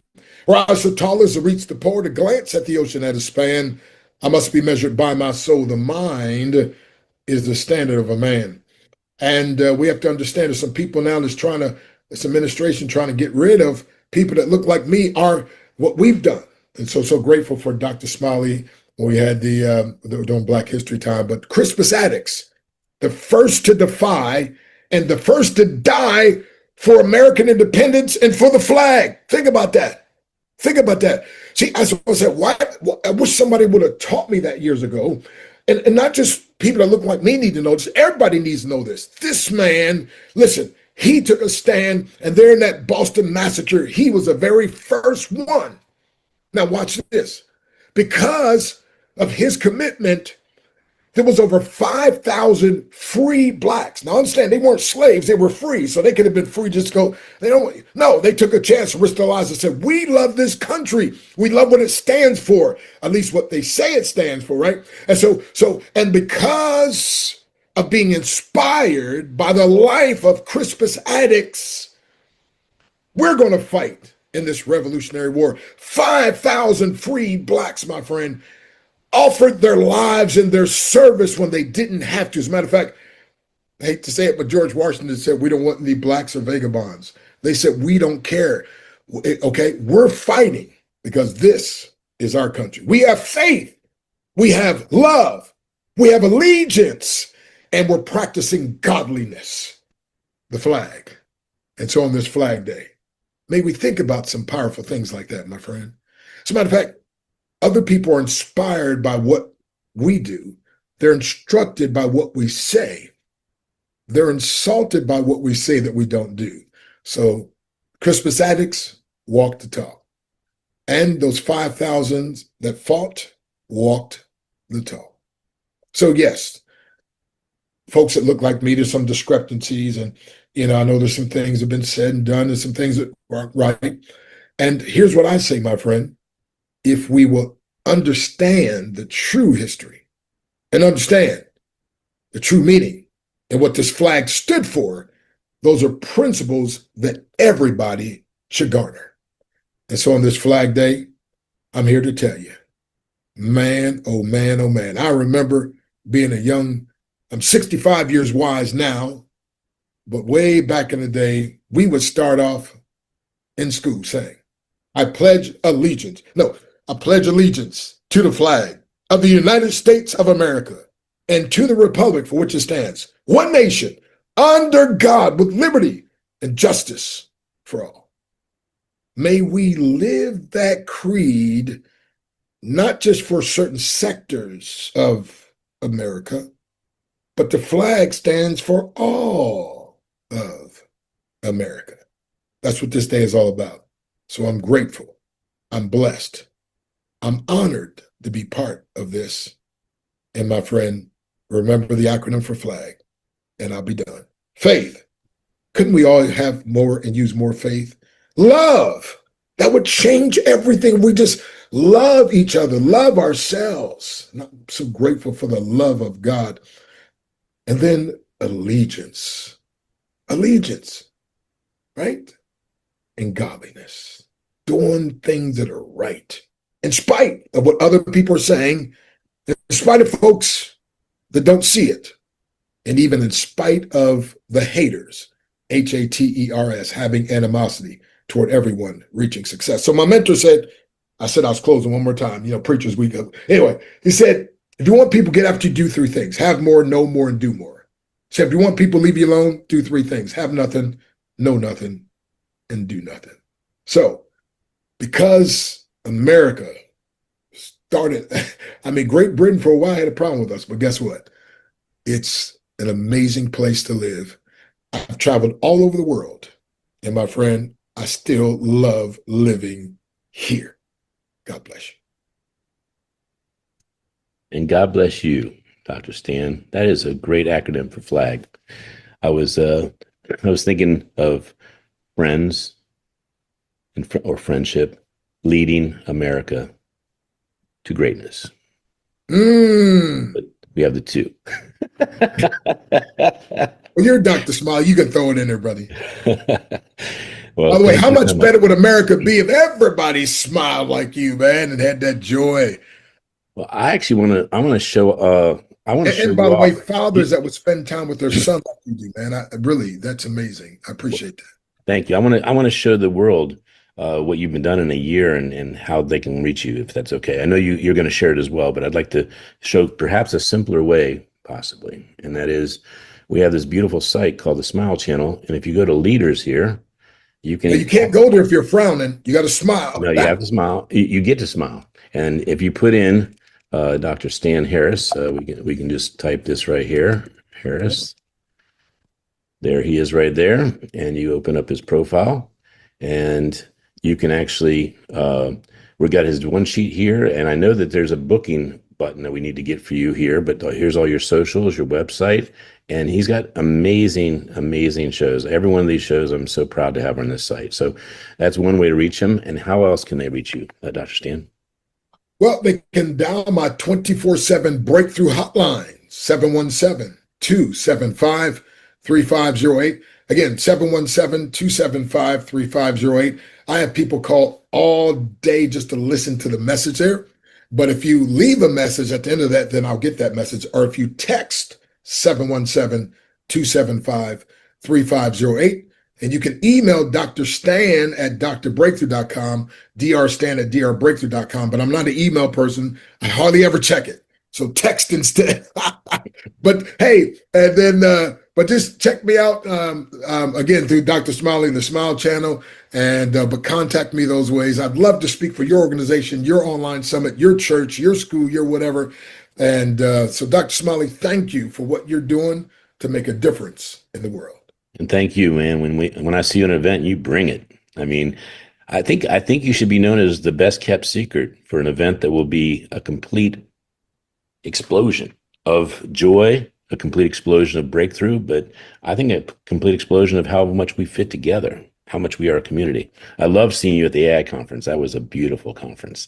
Both of them, actually, Atlanta and Nashville. Exactly. Yeah. All right. Well, I've committed my life to igniting and reigniting a passion of people for life, for love, for the Lord, and for business. And your platforms give me an opportunity to do that. So thank you. Well, we have our next speaker coming in. I'm so happy that you got a chance to share your heart and give that wonderful acronym. So thank you, sir. Thank you.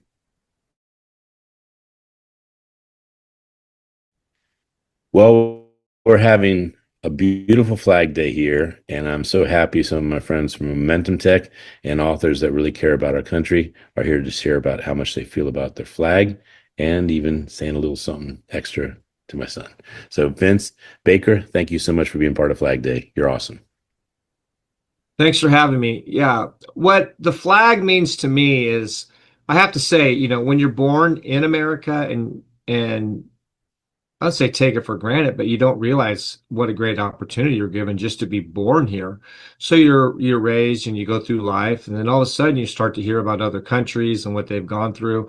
And I'm an ardent study of history. So I know what it took for America to be born, and the religious. A lot of people were fleeing religious persecution from monarchs, kings, and a lot of just ungodly stuff that occurred throughout history when you study it. So when America was founded, they founded it for freedom. And I appreciate to the highest level, especially after studying history and all that we went through to get here. It's just amazing. And I'm very thankful to be born here. And I want to take advantage of my freedoms, my religious freedoms, to serve God, write books, you know, freedom of speech. There's so much freedom we have here. And when you hear about what people going through other countries, it's really sad. And it just makes me very thankful for being part of America.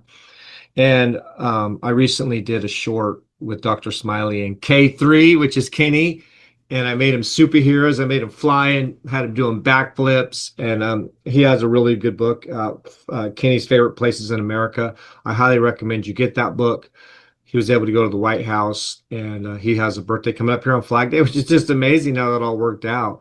But I just love Dr. Smiley, his family, and we're becoming family now ourselves. So thank God for America. Thank God for the freedom. And my wife is Filipino. She wasn't born here, and so, you have different perspectives with different people.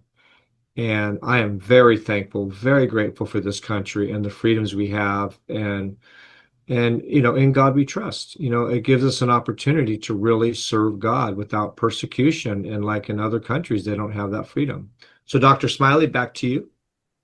Well, I'm gonna take a chance here. I'm gonna see if I can play that wonderful video you made for Kenny, because it's pretty cool. I think it might work. Make sure you do the sound when you do it. When you do the share, make sure you do the sound. Yeah, because you taught me that. That was one of the cool things you taught me.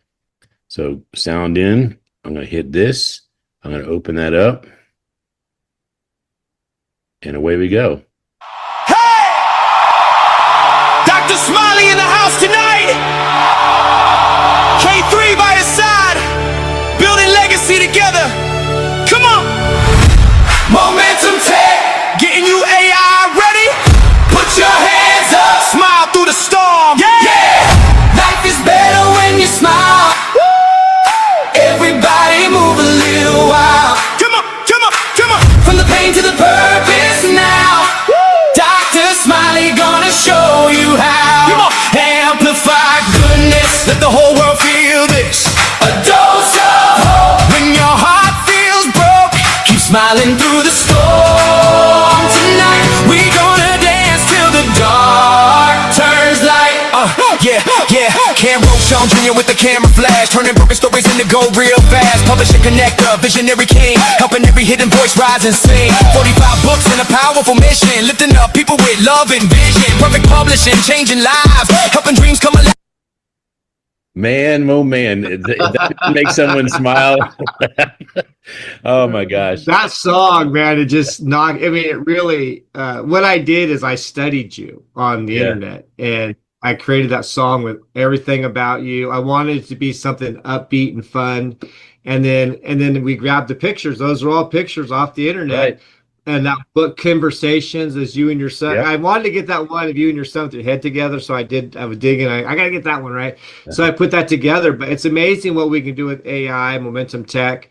I love doing the shorts. I had over 3 million views on those shorts, but I really enjoyed doing yours. Your song was one of my favorite songs to put together. Yeah. And it really Yeah. captured you, your life, your son, your relationship. And it was a lot of fun doing that one. I was looking forward to doing it actually. Well, that was just an unexpected that I would think, let's just play this now because it's Kenny's birthday. So pretty cool, bro. Really cool. Well, you have a great Flag Day. I'm going to celebrate with my son all day. He's got all kinds of activities with his friends. So he's really going to enjoy this message. Thank you very much. Thank you. Bye.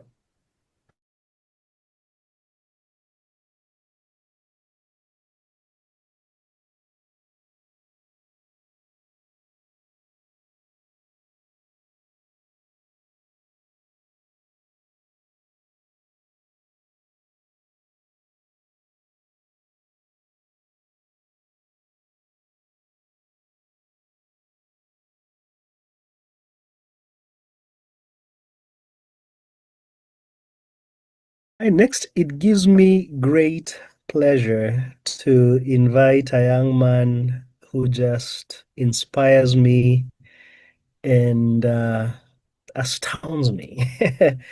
He's only 12 years old. And get this, he has written not one, not two, not five, not 10, 14 books. At 12 years, I don't know if I can tell you if I was doing anything that was meaningful in the context of impacting my world. But this young man is just a joy. He's just a blessing. He's wiser beyond his years, wise beyond his years. And he is here just to share with us out of his heart.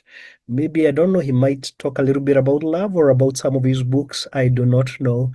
But either way, it's going to be a treat. So without further ado, I want to welcome Kenny, aka K3, Rochon the Third. Hey, Kenny. Oh, I think you may need to unmute your line. Okay. Hello, Dr. There Evans. you go. Hello. Hey, man. Welcome to the show. Thank you. And thank you for an author that's written 14 books. You have to be a busy man. And for you to find time to come and hang out with us is something that we're really stoked about. Thank you. So Kenny, hey, listen, I'm going to give you the stage. Just feel free to share with us, whatever it is that's on your heart, and then when you're wrapping up, I'll come back and then we'll close it out. How does that sound? That sounds good. Already. Wonderful, Kenny. Go for it. The stage Okay. is yours. So the first thing that I want to share about love is that I know about two different types. There is self-love and others that you love. So there, of course, is other types of love. There's appreciation, there is romance, there is sharing, there is truth and honesty. But those take a lot of work, I guess, to make. And that's how you get family and friends. You trust them, you believe in them, you're honest with them. So there's a lot of things that I do that I love. Like I play the piano and the cello. I love doing that. I of course have family and friends. I love them a lot.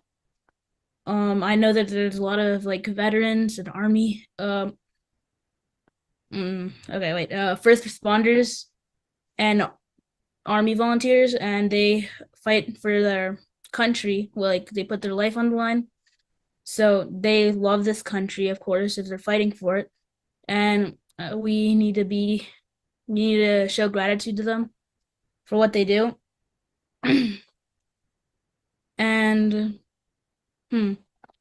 it's funny how a lot of people put a lot of work into relationships, but you have to maintain those you have to maintain the trust, honesty, the commitment, and you have to stay committed, or else it could end, or it could simmer down, or but if you do stay on those, then you could have a very strong relationship, and that's what Valentine's Day is about. It's about sharing love. It's about being with your loved ones.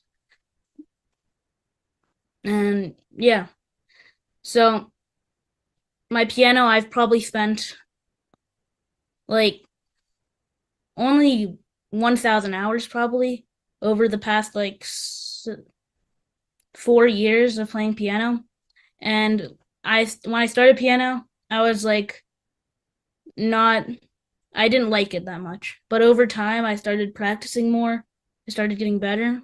And then eventually I like some days I don't like to practice because my fingers feel weird. But most days I like at night I play piano and I love it, and I do it without my mom telling me to anymore. So yeah, that's how love works. You gain it. You choose if you want to feel love.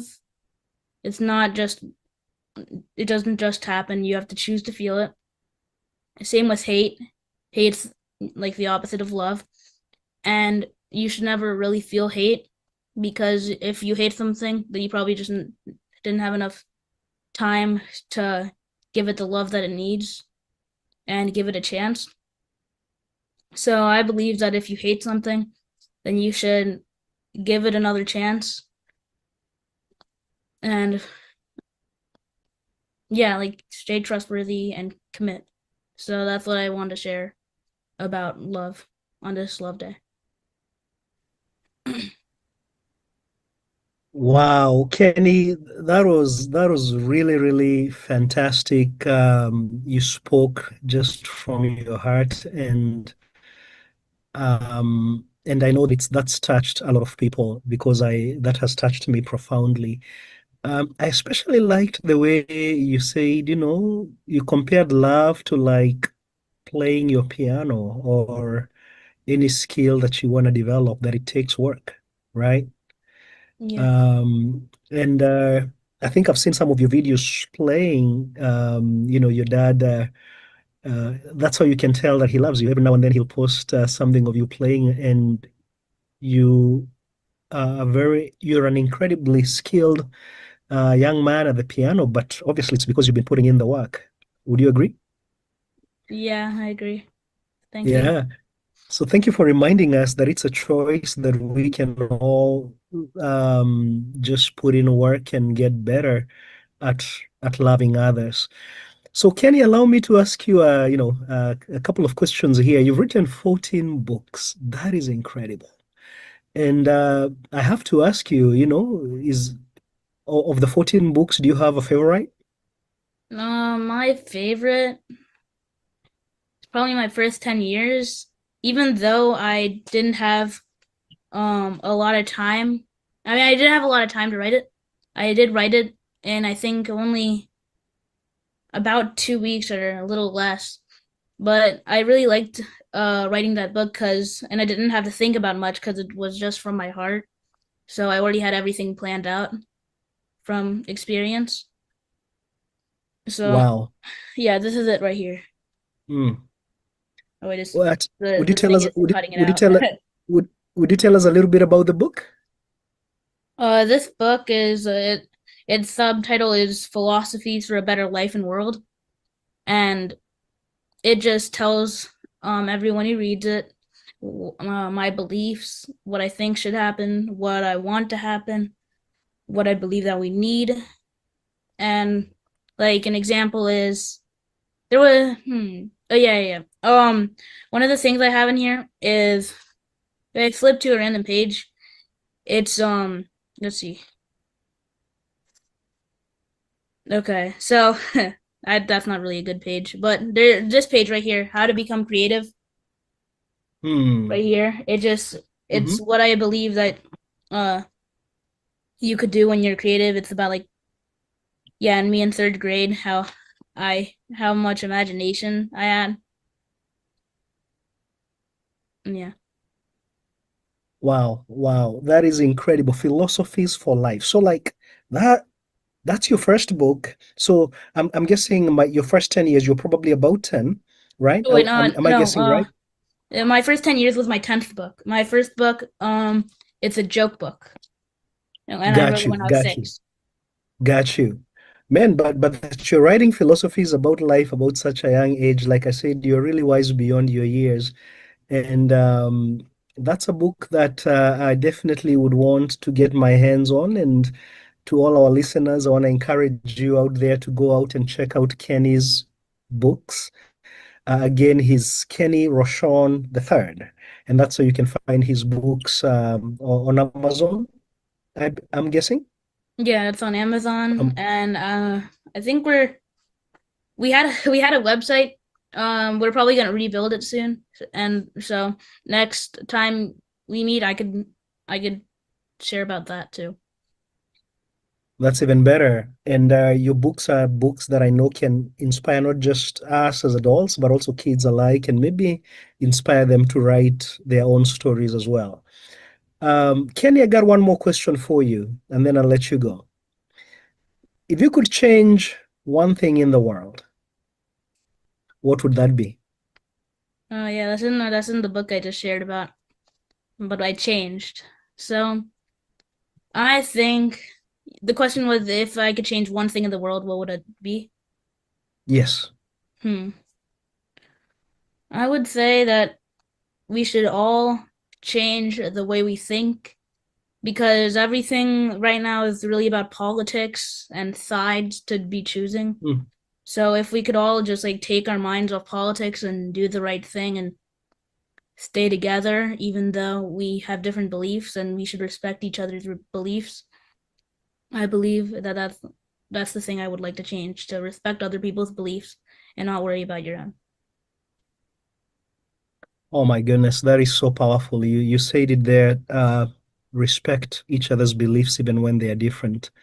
And there's something you shared earlier in your talk when you say that sometimes when we hate something, it's just because we haven't given it a chance. We haven't given ourselves a chance to learn about it, and maybe we might be able to understand where maybe other people are coming from if we just listened a little bit. So that is awesome, Kenny. I am so grateful. We're so grateful to have you on the show here today. Thank you for taking some time to come and talk to us from the heart. That was incredible. And I'm looking forward to getting some of your books and encourage our listeners to do the same. So, Kenny, thank you so much and take care. Okay, thank you. Alrighty. Awesome. Bye bye. Happy Valentine's. Hey, what a handsome young man. Thank you. You look great, man. How's school? It's doing good. I just got a new 3-inch binder because my school actually disabled the use of backpacks in classes. Oh, really? Nah. Well, did you get my last coin? Yes, it's upstairs. I like it. It's the one with the bird, right?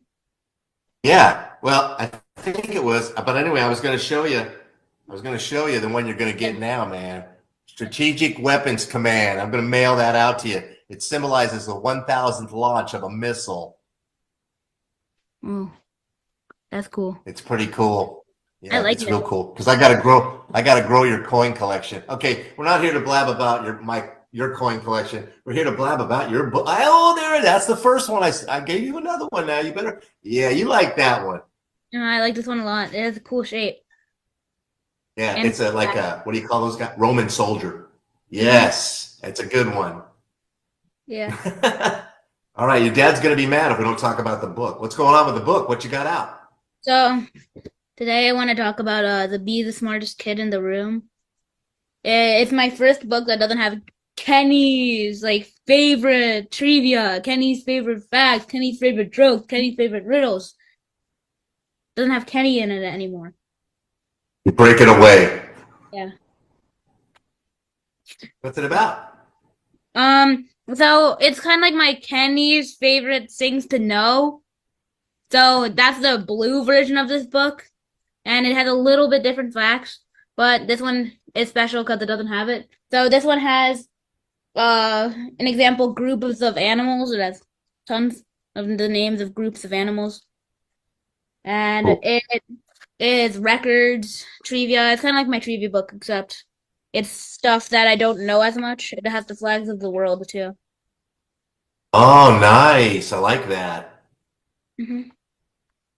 I like it. You know, it's unfair, Kenny. You're smoking everybody writing these millions of books, and all of us were real happy we got 2, and somebody got 3, and they were over the moon. How many books you got out there? Oh, do you hear that? Do you hear my cat? What do you say? Oh, the cat. No. Yeah, it's saying and that stuff. He's saying that your haircut looks great. Well, I agree. I looked like an old tennis ball before I met Yeah, your he wants to dad. meet Now you. He's right on the table right now. let me see him. Have you? Oh, what's his name? Leo. Oh, that's a beautiful kitty. I got a couple cats myself. My wife really loves them. I love them too. That's a cute cat. Yeah, I got a lot of hair on me. Yeah, ours do that too. How many books have you written? Tell me. 14. Oh, jeepers creepers. You know, I think every like when I hear people talk, Kenny, what they're talking about could be a book. Every speech you give could be a book. I think you've mastered whatever it is you got to master to figure out that whatever's going on during the day in your life, you can turn it into a novel. You can turn it into a little book. You got to be so proud of yourself. Yeah, I could see the chat on Zoom, and everyone is saying, "Great job, hello, Master Kenny. That's cool." Yeah, well, hey, we look up to you, man. I'm telling you, here's what you do. You know what you do? You're going to love this. You give inspiration. And that's a very key thing for a leadership role. You give inspiration, but you also give another cool thing. You give everybody hope. I mean, if Kenny can write a book, you know what? It's still not that easy, but everybody could probably do it. And Kenny, you just show us the way, man. You just show us the way. Okay. You gonna be there? You gonna be in Atlanta with your dad? Yeah, I'm No. sure. Oh, I mean, okay. I'm actually not that sure. I don't think Atlanta. I don't know. I don't know that much right now. I'm focusing on school. Well, yeah, I don't know anything, so you know more than me. Yeah, but I'm glad you're focusing on school and it's going well, obviously. Right? Yeah. Wait, is the mic cutting out a little bit? I know, I hear you just fine. Okay. Yeah, I was just gonna say, you know, are you bored in your classroom? Are you bored with what they're teaching you? Only in one class, and that class is geography. Oh, because you know a lot about geography. Yeah, I know a lot about geography, I know, but the thing is, when you talk in geography, I don't know why, but my teacher, she kind of like goes into her personal trips and life whenever we talk about a country, and like most of the class is actually just that. I'm not exaggerating. Most of the class is just her like personal interest. Yeah, well, hey, she's doing the best she can. It's a tough gig being a teacher, as you can imagine. What grade are you in? I'm in 7th. Just started. 7th grade? Okay, cool. Well, I'm glad you got on the interview with me. Your dad said, "Hey, Kenny wants to talk to you." I said, "You know what? I want to talk to Kenny. I want to pull Kenny aside and have a word with him." Oh, God. I had a great time with you out there in Nashville, man. That was super to meet you. And I'm glad you held my book and, you know, you took a little picture with it. You like made my book famous already. Yeah, I know. It's the Kenny effect. Humble. It is the Kenny effect. Hey, guess what, Kenny? My second book just got put on Amazon. Okay, if I say right now, everyone, search up. Let me just do I want what you got. Okay, if everyone does I want what you got and gives them a 5-star review, you will have more 5-star reviews. I guarantee it. Ah, that's what I like, man. I got to send you more coins. You're a good guy to have in your back pocket, pushing the old books. Thank you, Kenny. Oh yeah. So my Yeah. dad wanted me to tell you something about school. Yeah, he inspired me to tell you about school. Okay. Okay. So um in school. What you learn in the book, that's the book you're sharing. Oh, That's what I'm trying to oh, tell you. okay. Tell me Yes. I We didn't gotta hear get you. back to the Okay. book. bottom line too. Oh yeah, the bottom one too. Okay. So in this book's also special because it's the first book that actually has the bottom line right here. Nice. Cute. And let me say it real quick. So okay, so the bottom line, it's face it, nobody owes you a living. What you achieve or fail to achieve in your lifetime is directly related to what you do or fail to do. No one chooses their parents or childhood, but you can choose your own direction. But everyone has problems and obstacles to overcome, but that too is relative to each individual. Nothing is carved in stone. You can change anything you want in your life if you want to badly enough. Excuses are for losers. Those who take responsibility for their actions are the real winners in life. Winners meet life challenges head on. Okay, my cat's just right here right now. Yeah. Okay, you can read. That's good. So, winners meet life challenges head on, knowing there are no guarantees and give it all that you got. And never think it's too late or too early to begin. Time plays no favors and will pass whether you act or not.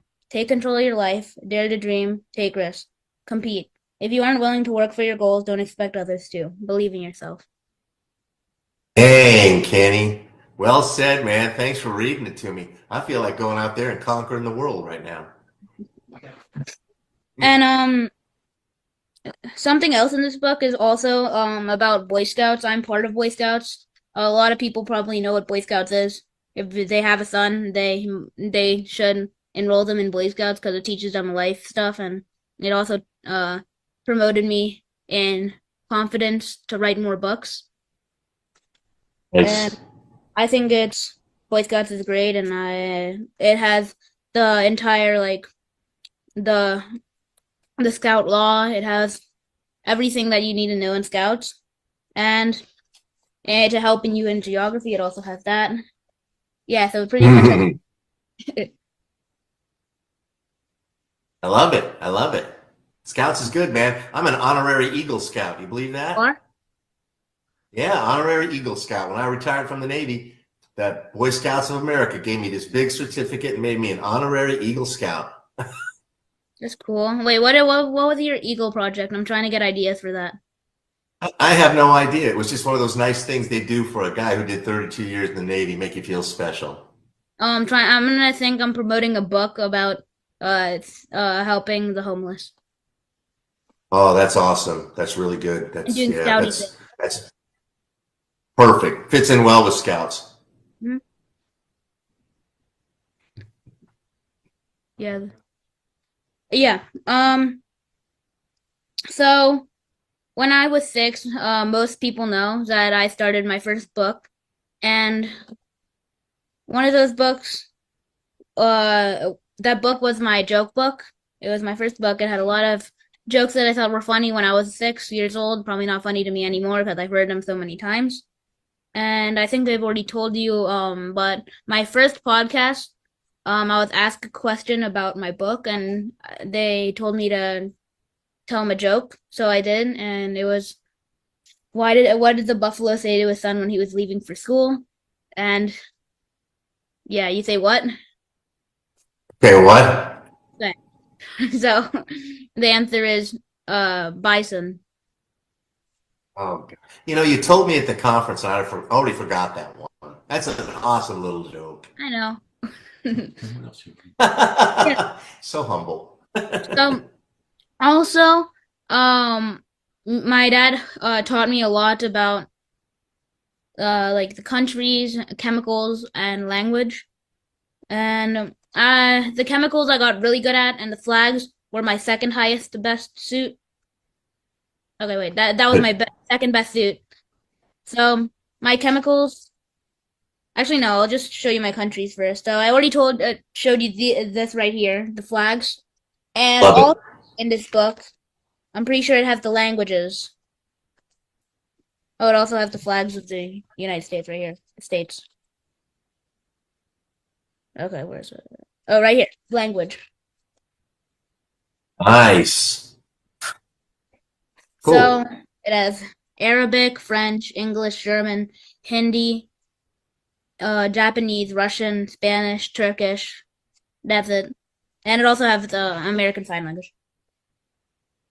Oh, wow, that's a multitasking book there. I like the sign language thing. That'd be something good to learn for everybody.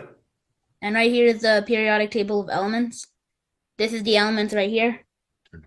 Right. Oh, I did like that. Yeah. Okay.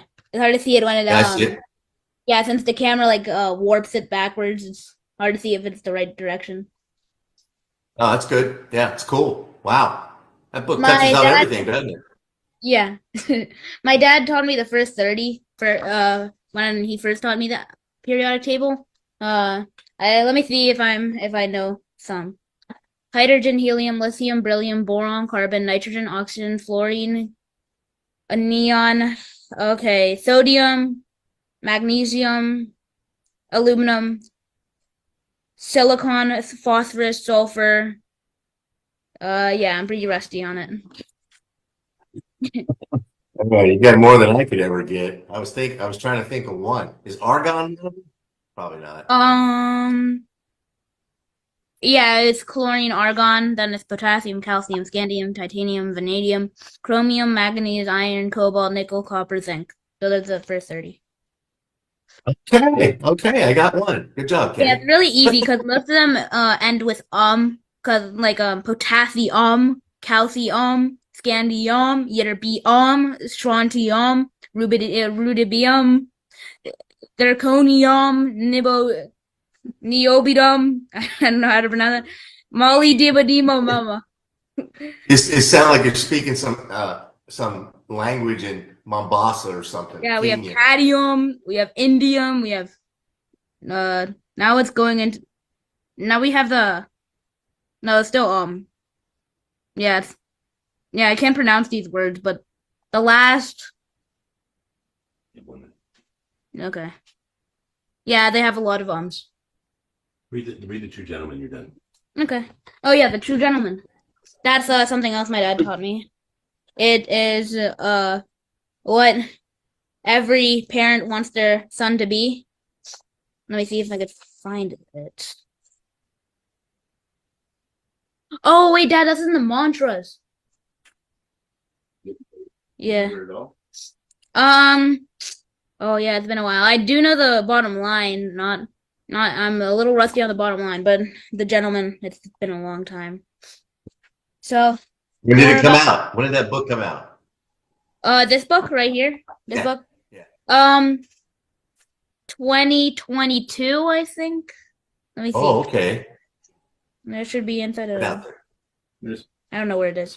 But yeah, right here is the True Gentleman. I like my dad's pages because this book is literally built for the sauna in the gym, so you could read it in the gym. Nice. The True Gentleman. I'm gonna have to look and read it like an English teacher. The true gentleman is the man whose conduct proceeds from goodwill and an acute sense of propriety, and whose self-control is equal to all emergencies, who does not make the poor man conscious of his poverty, the obscure man of his obscurity, or any man of his inferiority or deformity, who is himself humbled if necessity compels him to humble another, who does not flatter wealth, cringe before power, or boast of his own possessions or achievements, who speaks with frankness but always sincerity and sympathy, whose deed follows his word, who thinks of the rights and feelings of others rather than his own, and who appears well in any company, a man whom honor is sacred and virtue safe. John Walter Wayland. It's beautiful. I love it. That truly exemplifies a true gentleman. I believe everything that you just read. That was great. Okay, well, yeah, it was great being here. It was nice to see you, and Great having you. I'm excited to get the next coin. Well, I have to get the UPS tomorrow and put it in the mail for you. I hope you like it. Okay, Thanks thank for you. coming on the show, Kenny. You did great.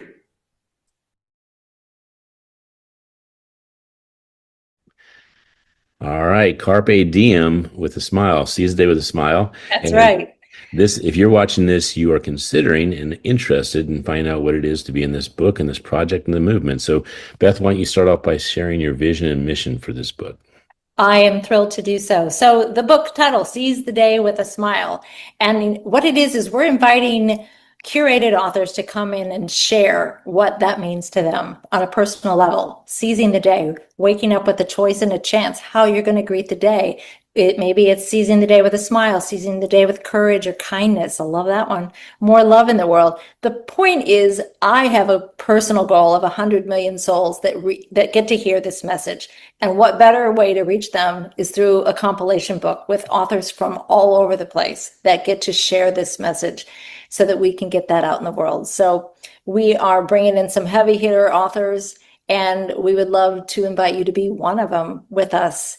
And we have another video that hopefully you can click on. It'll have you all the parameters and all the details you need to know. But right now, what I want you to know is from my heart how much it would mean to me personally to have you join this mission with us. Yeah, so if this is of interest to you and you want to be with a phenomenal community of leaders, heart-centered leaders that are really taking advantage of every day and life is precious to them, then apply. And I think if you're someone that wants to make a difference in the world and you're having the Carpe Diem kind of methodology and impact, you're going to feel really at home with us. On the other video, I go into great depth of all the value you get with the education, the mastermind, how to refer each other, the experiences in New York, Library of Congress, the book tour. It is a very extensive, and this part right here is just to let you know, this is not just a book. It is education, it's a mastermind, it's a movement. So it's a movement, yes. Yes, indeed. So Beth, thank you so much. We'll go ahead and put the link for the other one so that they can get the details that go way, way deeper than this. Awesome. How's the best way to have them apply? I think they should go to your email. Okay, I'm going to drop that right here. It's Beth Robbins. And in case you haven't met me, I spell my last name with just one B. So it's Beth Robbins at balancedlifeproductions.com. And I'll make sure we have that somewhere in this email that you get with these. And I love the fact that you did it with just one B. You were like, I don't need another one. I don't. I know. Poor Tony Robbins and Mel Robbins, they need two Bs to be powerful. I just need one. That's right. That's right. All right. Well, we look forward to meeting you, but more importantly, we look forward to you actually saying, wow, this is one of the best decisions. The value is insane. There's a quote by Charlie Tremendous Jones that I think is very appropriate right now. And it's the difference between where you are today and where you'll be 5 years from now are the people you meet and the books you read. And this will be both. I promise you on a very big scale. I have worked with in so many authors, and I will tell you, this woman here, Beth Robbins, is someone that's going to take you places. Thank you. Oh, thank you. Let's do this. Come on now.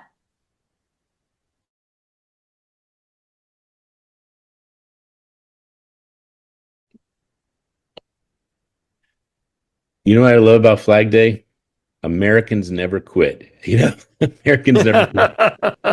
That's an inside baseball joke. Okay, very good. So I love all the things you've said about Flag and about the meaning of our country. And I know you have some things you'd like to share about Kenny. So I would like to yield to you, sir. And thank you for everything you do. You are certainly an adopted grandfather to Kenny. Good day, beautiful, bountiful, beloved, immortal being, and good-looking fellow. Now, Kenny, how can I make the categorical statement that you're always good-looking? Because by definition, when you're living with your wonderful mother and father, it means you're always looking for and finding the good in life. That's a good-looking person, looking for and finding the good in life.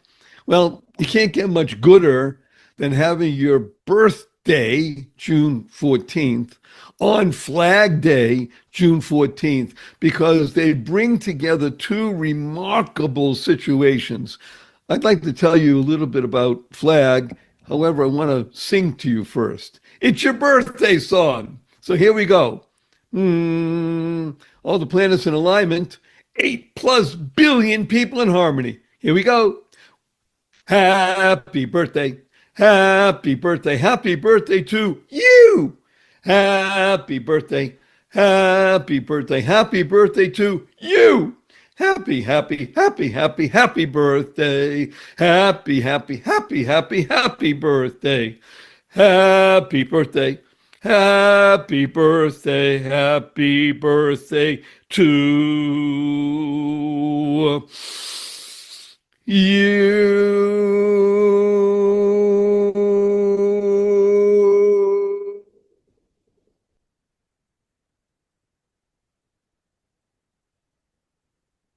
Yeah.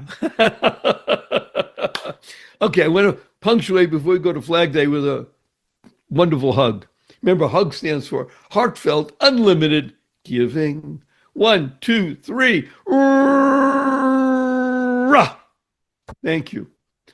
I'd like to mention to you, I grew up in a place called Boston, Massachusetts. And when I was growing up, Flag Day was a very important holiday. We loved the flag. We loved America. I still do love America, put it in the present. We used to do Pledge of Allegiance every morning in school. The flag really is something special, Kenny. Flag is representative of the genius of America. Flag is spelled, of course, F-L-A-G, which stands for freedom, liberty, awareness, goodness. That is the essence of the United States of America, the most beautiful, bountiful, beloved, beneficent country in the history of the world. And it's made up of individuals, people who are thinkers and doers and believe in giving. That's the essence of what we call big. Believe in giving, because that's really the key fundamental of life. I want to share with you, if I may, wonderful Kenny, as your adopted grandfather, an acronym for your name, Kenny. Kenny stands for Kindling Enthusiasm Naturally Nurtures Youth. You'll always be young, as long as you're young in heart. And when your mind is key involved with being good, thinking and good, speaking and good, doing good, well, that's what's going to happen in your life. There will always be issues. That's just the nature of life. I would also mention to you that you live now in one of the most interesting times ever, because it's a new wave of things happening in the world called AI. Do not be daunted. No matter what people say about AI, I want you to remember the real meaning of these two letters. AI stands for always improving, ever striving forward, always improving. Kenny, when you think like this and you speak like this and you act like this, your life will be lived in joy daily, no matter the circumstances. So again, I am deeply honored, humbled to be able to be a member of your adopted family. You know how much I love your father, your mother, and I embrace you with a wonderful, loving, powerful hug that I hope will stay with you for a long time. Remember, HUG stands for heartfelt, unlimited giving. 1, 2, 3.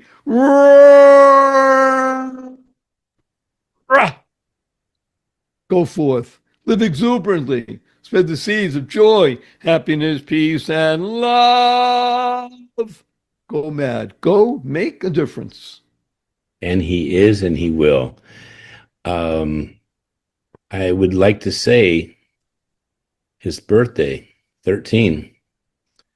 The alignment of the flag, 13 stripes. The alignment of the stars, 13 stars in the traditional flag that was voted in. Isn't that cool?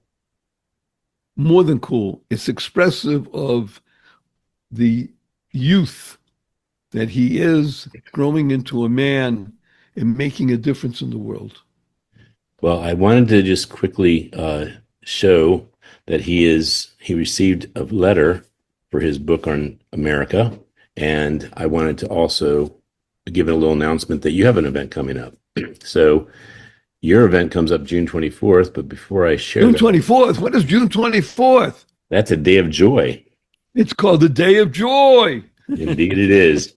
So I wanted to just quickly let people know that your book is coming June 24th, The Joy of Living, and you certainly are the ambassador of joy, well deserving of being the hero of that day. And then this is his lovely letter he got from President Biden, as you can see, signed right there. And this is his book, and it's a book of his favorite places in America. And during the pandemic, he decided he was going to visit all these places on the East Coast, including Boston. And it's a nice little walk through our beautiful country. And I love his opening statement here, which is, "Hi, my name is Kenny. I was born on June 14th, and I want to share some really cool things about our wonderful country. Some people don't realize how great our country is, and I hope this book inspires them to have more pride." And I think between Kenny and you and some other people like you guys, you really changed the journey of life. So thank you so much for being a part of my journey, Barry. Thank you. Remember, thanks stands for to harmonize and nurture kindness. KIND is a fabulous acronym. Keep inspiring noble deeds. Flag, you said freedom, liberty, allegiance, and godliness. Allegiance is also wonderful. I slipped I that like in. that. I did. Okay, freedom, liberty, allegiance, goodness. Goodness. I like that. Very nice, very nice. Because we pledge allegiance to the flag. Yes. We're always thinking together better, aren't we? That was fabulous. Yes. Together. You know, sometimes I sometimes wish we wouldn't do it so well the first time so that we can record it one more time and do it better. Well, you don't know. If you ever get a second chance, use it to advantage. All right. Well, thank you, sir. Have a great day, Barry. Enjoy your flight. Best wishes, everybody. Bye. Enjoy.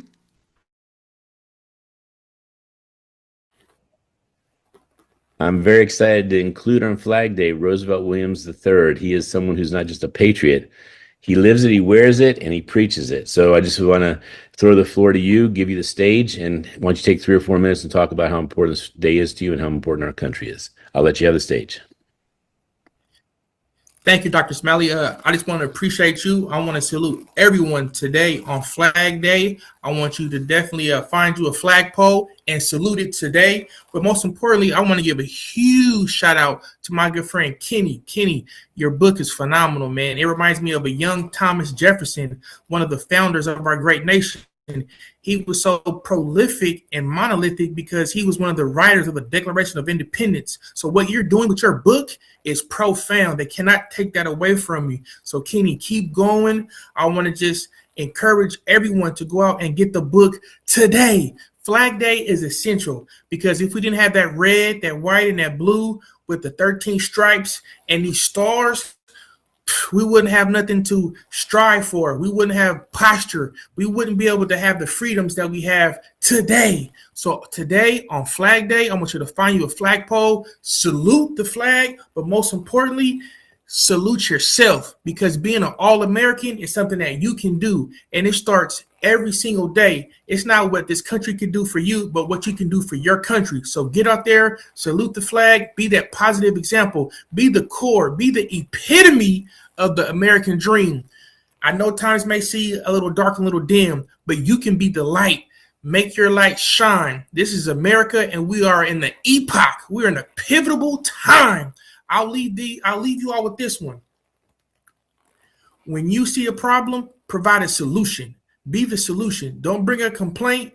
Be the solution to that problem. And since America is a business, once you identify the problem, you provide the solution, you can make a profit, and that's business. So again, Kenny, I applaud you. I salute you. I want everybody to go out and do the same, and God bless America. Let freedom ring. I will say that was well said. You should be running for office, sir. I do want to share with everybody that if you want to reach out and connect with Roosevelt, there's going to be several ways you can do so. But one of the ways is you can go to the Smile Channel right here, and he has about 4 or 5 videos. So I know he's posting them, and I know he has a book coming out in the future. But this man is wonderful. I highly recommend you watch his other videos. What a prolific man with a positive message, and definitely a man who's there for you. So Roosevelt, how can they reach you besides the Smile Channel? you can contact me directly at 619-665-3031. I do live in America's finest city. That's 619-665-3031. That's a 10. All right. That's Thank you, right. Roosevelt. Thank you, Dr. Smiley.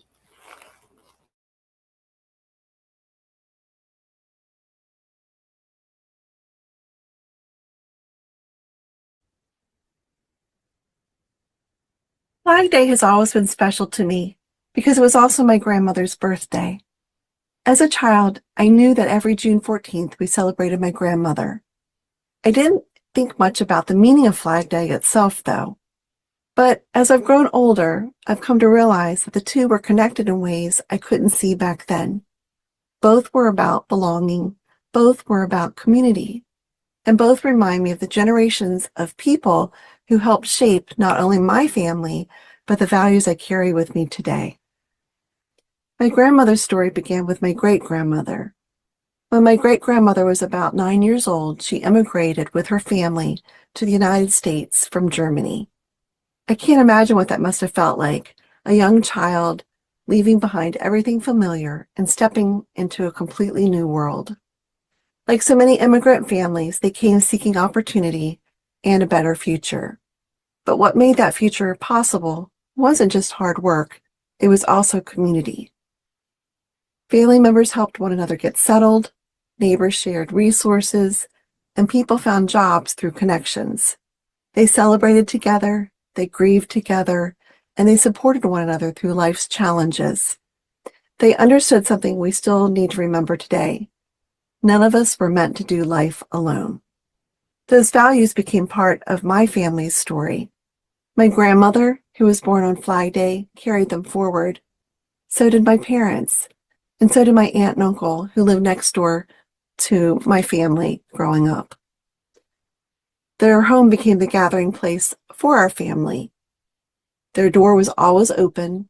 Holiday meals were shared around crowded tables. Neighbors stopped by for visits. Family members gathered there to celebrate birthdays, graduations, and milestones. And when difficult times came, people gathered there too. After funerals, after losses, after life's hard moments, that house became a place where people found comfort simply by being together. No one would have described it as extraordinary. It was simply what people did. They cared for one another, they showed up, they made room for people, and sometimes lots and lots of people. Looking back, I realize it was those everyday moments that taught me more about community than any speech or lesson ever could. Years later, my husband and I found ourselves trying to create that same kind of home. During the pandemic, our youngest son was away at college, and when campuses began shutting down, many of the students were scrambling to figure out where they would go. Our son called and asked if he could bring home a few friends who didn't have any other options. Without hesitation, we said yes. Not because we had some grand plan. How could we have known what would come? But it was because our home had been modeled for us, that opening of our home, by the generations who came before. The values we inherit often show up in the choices we make without even realizing it. Today, I have the joy of watching those same values continue through another generation. Every day after school, my grandsons spend time with me. They ride their scooters with neighborhood kids, they play games, they work through disagreements, and they learn how to be part of something bigger than themselves. Through my work with families, schools, and children, I also see countless examples of community in action. I see teachers who stay late because a child needs encouragement. I see counselors helping students navigate challenges. I see parents, grandparents, neighbors, coaches, and volunteers investing their time and energy into helping children grow. These acts may seem small on their own, but together they create something very powerful. They create belonging. And belonging is one of the greatest gifts we can offer another person. So when I think about Flag Day now, I think about much more than a flag. I think about my great-grandmother crossing an ocean at 9 years old. I think about my grandmother, whose birthday reminds me of where I came from. I think about crowded family tables, open doors, helping hands, and people who chose to care for one another. And I think about the responsibility we all share, because we don't just inherit values, we become the bridge that carries them forward. The generations before us built communities where people felt seen, supported, and connected. Now it is our turn to welcome others, our turn to invest in children, our turn to be good neighbors, our turn to build the kind of communities where people know they matter. That, to me, is one of the deepest meanings of both family and country. And that is a legacy worth carrying forward. Thank you, and happy Flag Day.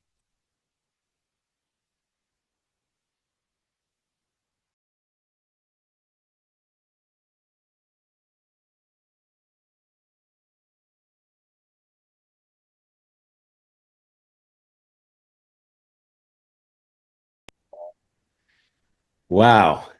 I love the fact that we were all able to celebrate and hear all these amazing facts about flags. And thank you for all the research you did on this.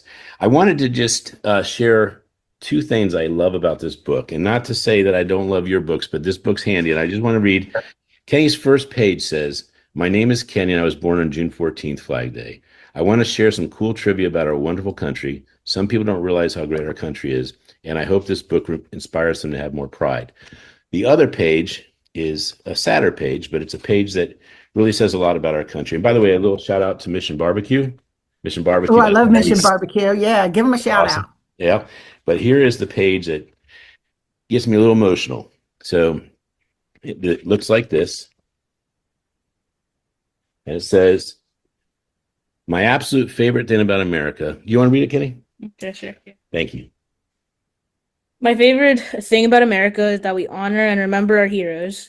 They fight to keep us safe and are willing to die for our freedom. This book does not exist without the heroes who serve as first responders and in our military. Do you have a favorite place in America that you'd like to go to? That I haven't been before. You can see where you like to go and where you'd like to go, where you haven't been. He's got this, all the places you can go. Oh, And so nice. you can pick whatever you want. You can, I would actually like to go back to Las Vegas because that was like the funnest experience for me. okay. Yeah, because there was like a lot of lights at night. There were a lot of performers in like the streets, and there were pink box donuts too. Yeah, that's right. And we're going to ask them where their favorite place in America is. I want to say this to you, RJ, that this page right here, I think they're going to be adding Bob right here. He would be a look nice good up addition. there. Yeah, He's he would. worthy. He's worthy. Look excellent. So what's your favorite thing about Flag Day or your day today? You got a birthday party? So yeah, I'm excited for that. My friends will be coming, and it'll be like very fun. It's airsoft. Airsoft. Which, yeah, do you guys know what airsoft is? Yes. Yeah, it and hurts. It hurts. Painful. Well, you got to wear some armor. Yeah, but there's places that's not covered by armor. Yeah. Always get an extra book because these things absorb the pellets pretty good. All right, why don't you ask them some questions about how they enjoyed their day and what their favorite part of Flag Day is? What's your favorite place in America? Well, I'll go first on that one because I can tell you there's a couple, but the one I would go back to again and again and again is Boston. Something about the historical value and what it represents for all of America. Just so there's something about going to that city and the feeling that it has. Yeah. What about you, RJ? Dang. I was, and it came up just earlier with that picture. I've been to Mount Rushmore about 3 or 4 times, and we've gone through the whole story. And Markham Borgum, the guy that built the thing, and then you study up on those presidents, and you're filled with such awe when you walk up there. All the flags are along the way, and there's lots of people up there, and it's just a beautiful setting. I'd go back there anytime. I just think it's really very cool. And my bucket list. Okay. Yeah. So a second question I have for you guys is what's your favorite American food? Like a restaurant? Actually, no, not a restaurant. What's your favorite? What's your favorite like American food? Oh my gosh. God, Kenny, give us a softball. All of it. All of it. Okay. Well, that's good. You know what? I just realized it's kind of magical, and I don't think I ever heard anyone mention this today. It's not just Kenny's birthday, but he's turning a magic number. 13. Oh. Like the 13 colonies. And the 13 stripes in the flag. That's right, That's baby. right. And you know what else? Let me Yeah, give you the another 13 quick folds. story. Huh? You know the commissioning pennants on ships? Yeah. They're long, skinny things. Well, they started off with 13 stars. There you go. Kenny, they're doing this all for you because of your 13th birthday. Yep. Yeah. Right. You see. Oh, okay, that's really smart. That's really smart. Thank you for all the coins. Yeah. He loves the challenge coins. You've always been so kind to him. So thank you. And I think you've got this one coming. And I think you've given him 13 of them too. Oh my gosh, that's so cool. Isn't it beautiful? It's gorgeous. That is beautiful. Well, you guys had an amazing day. It makes me proud to be American. Makes me proud to be your publisher, your friend, and definitely someone that is going to have impact. And I'm waving my flag in happiness. I see it. All right, you guys. Thank you. I got to get myself an American shirt. We'll get you one, Kenny. We're a little sad. Well, we're going out shopping for his birthday. Get some American garments. Okay. Happy birthday, Kenny. Happy birthday. Have a great time.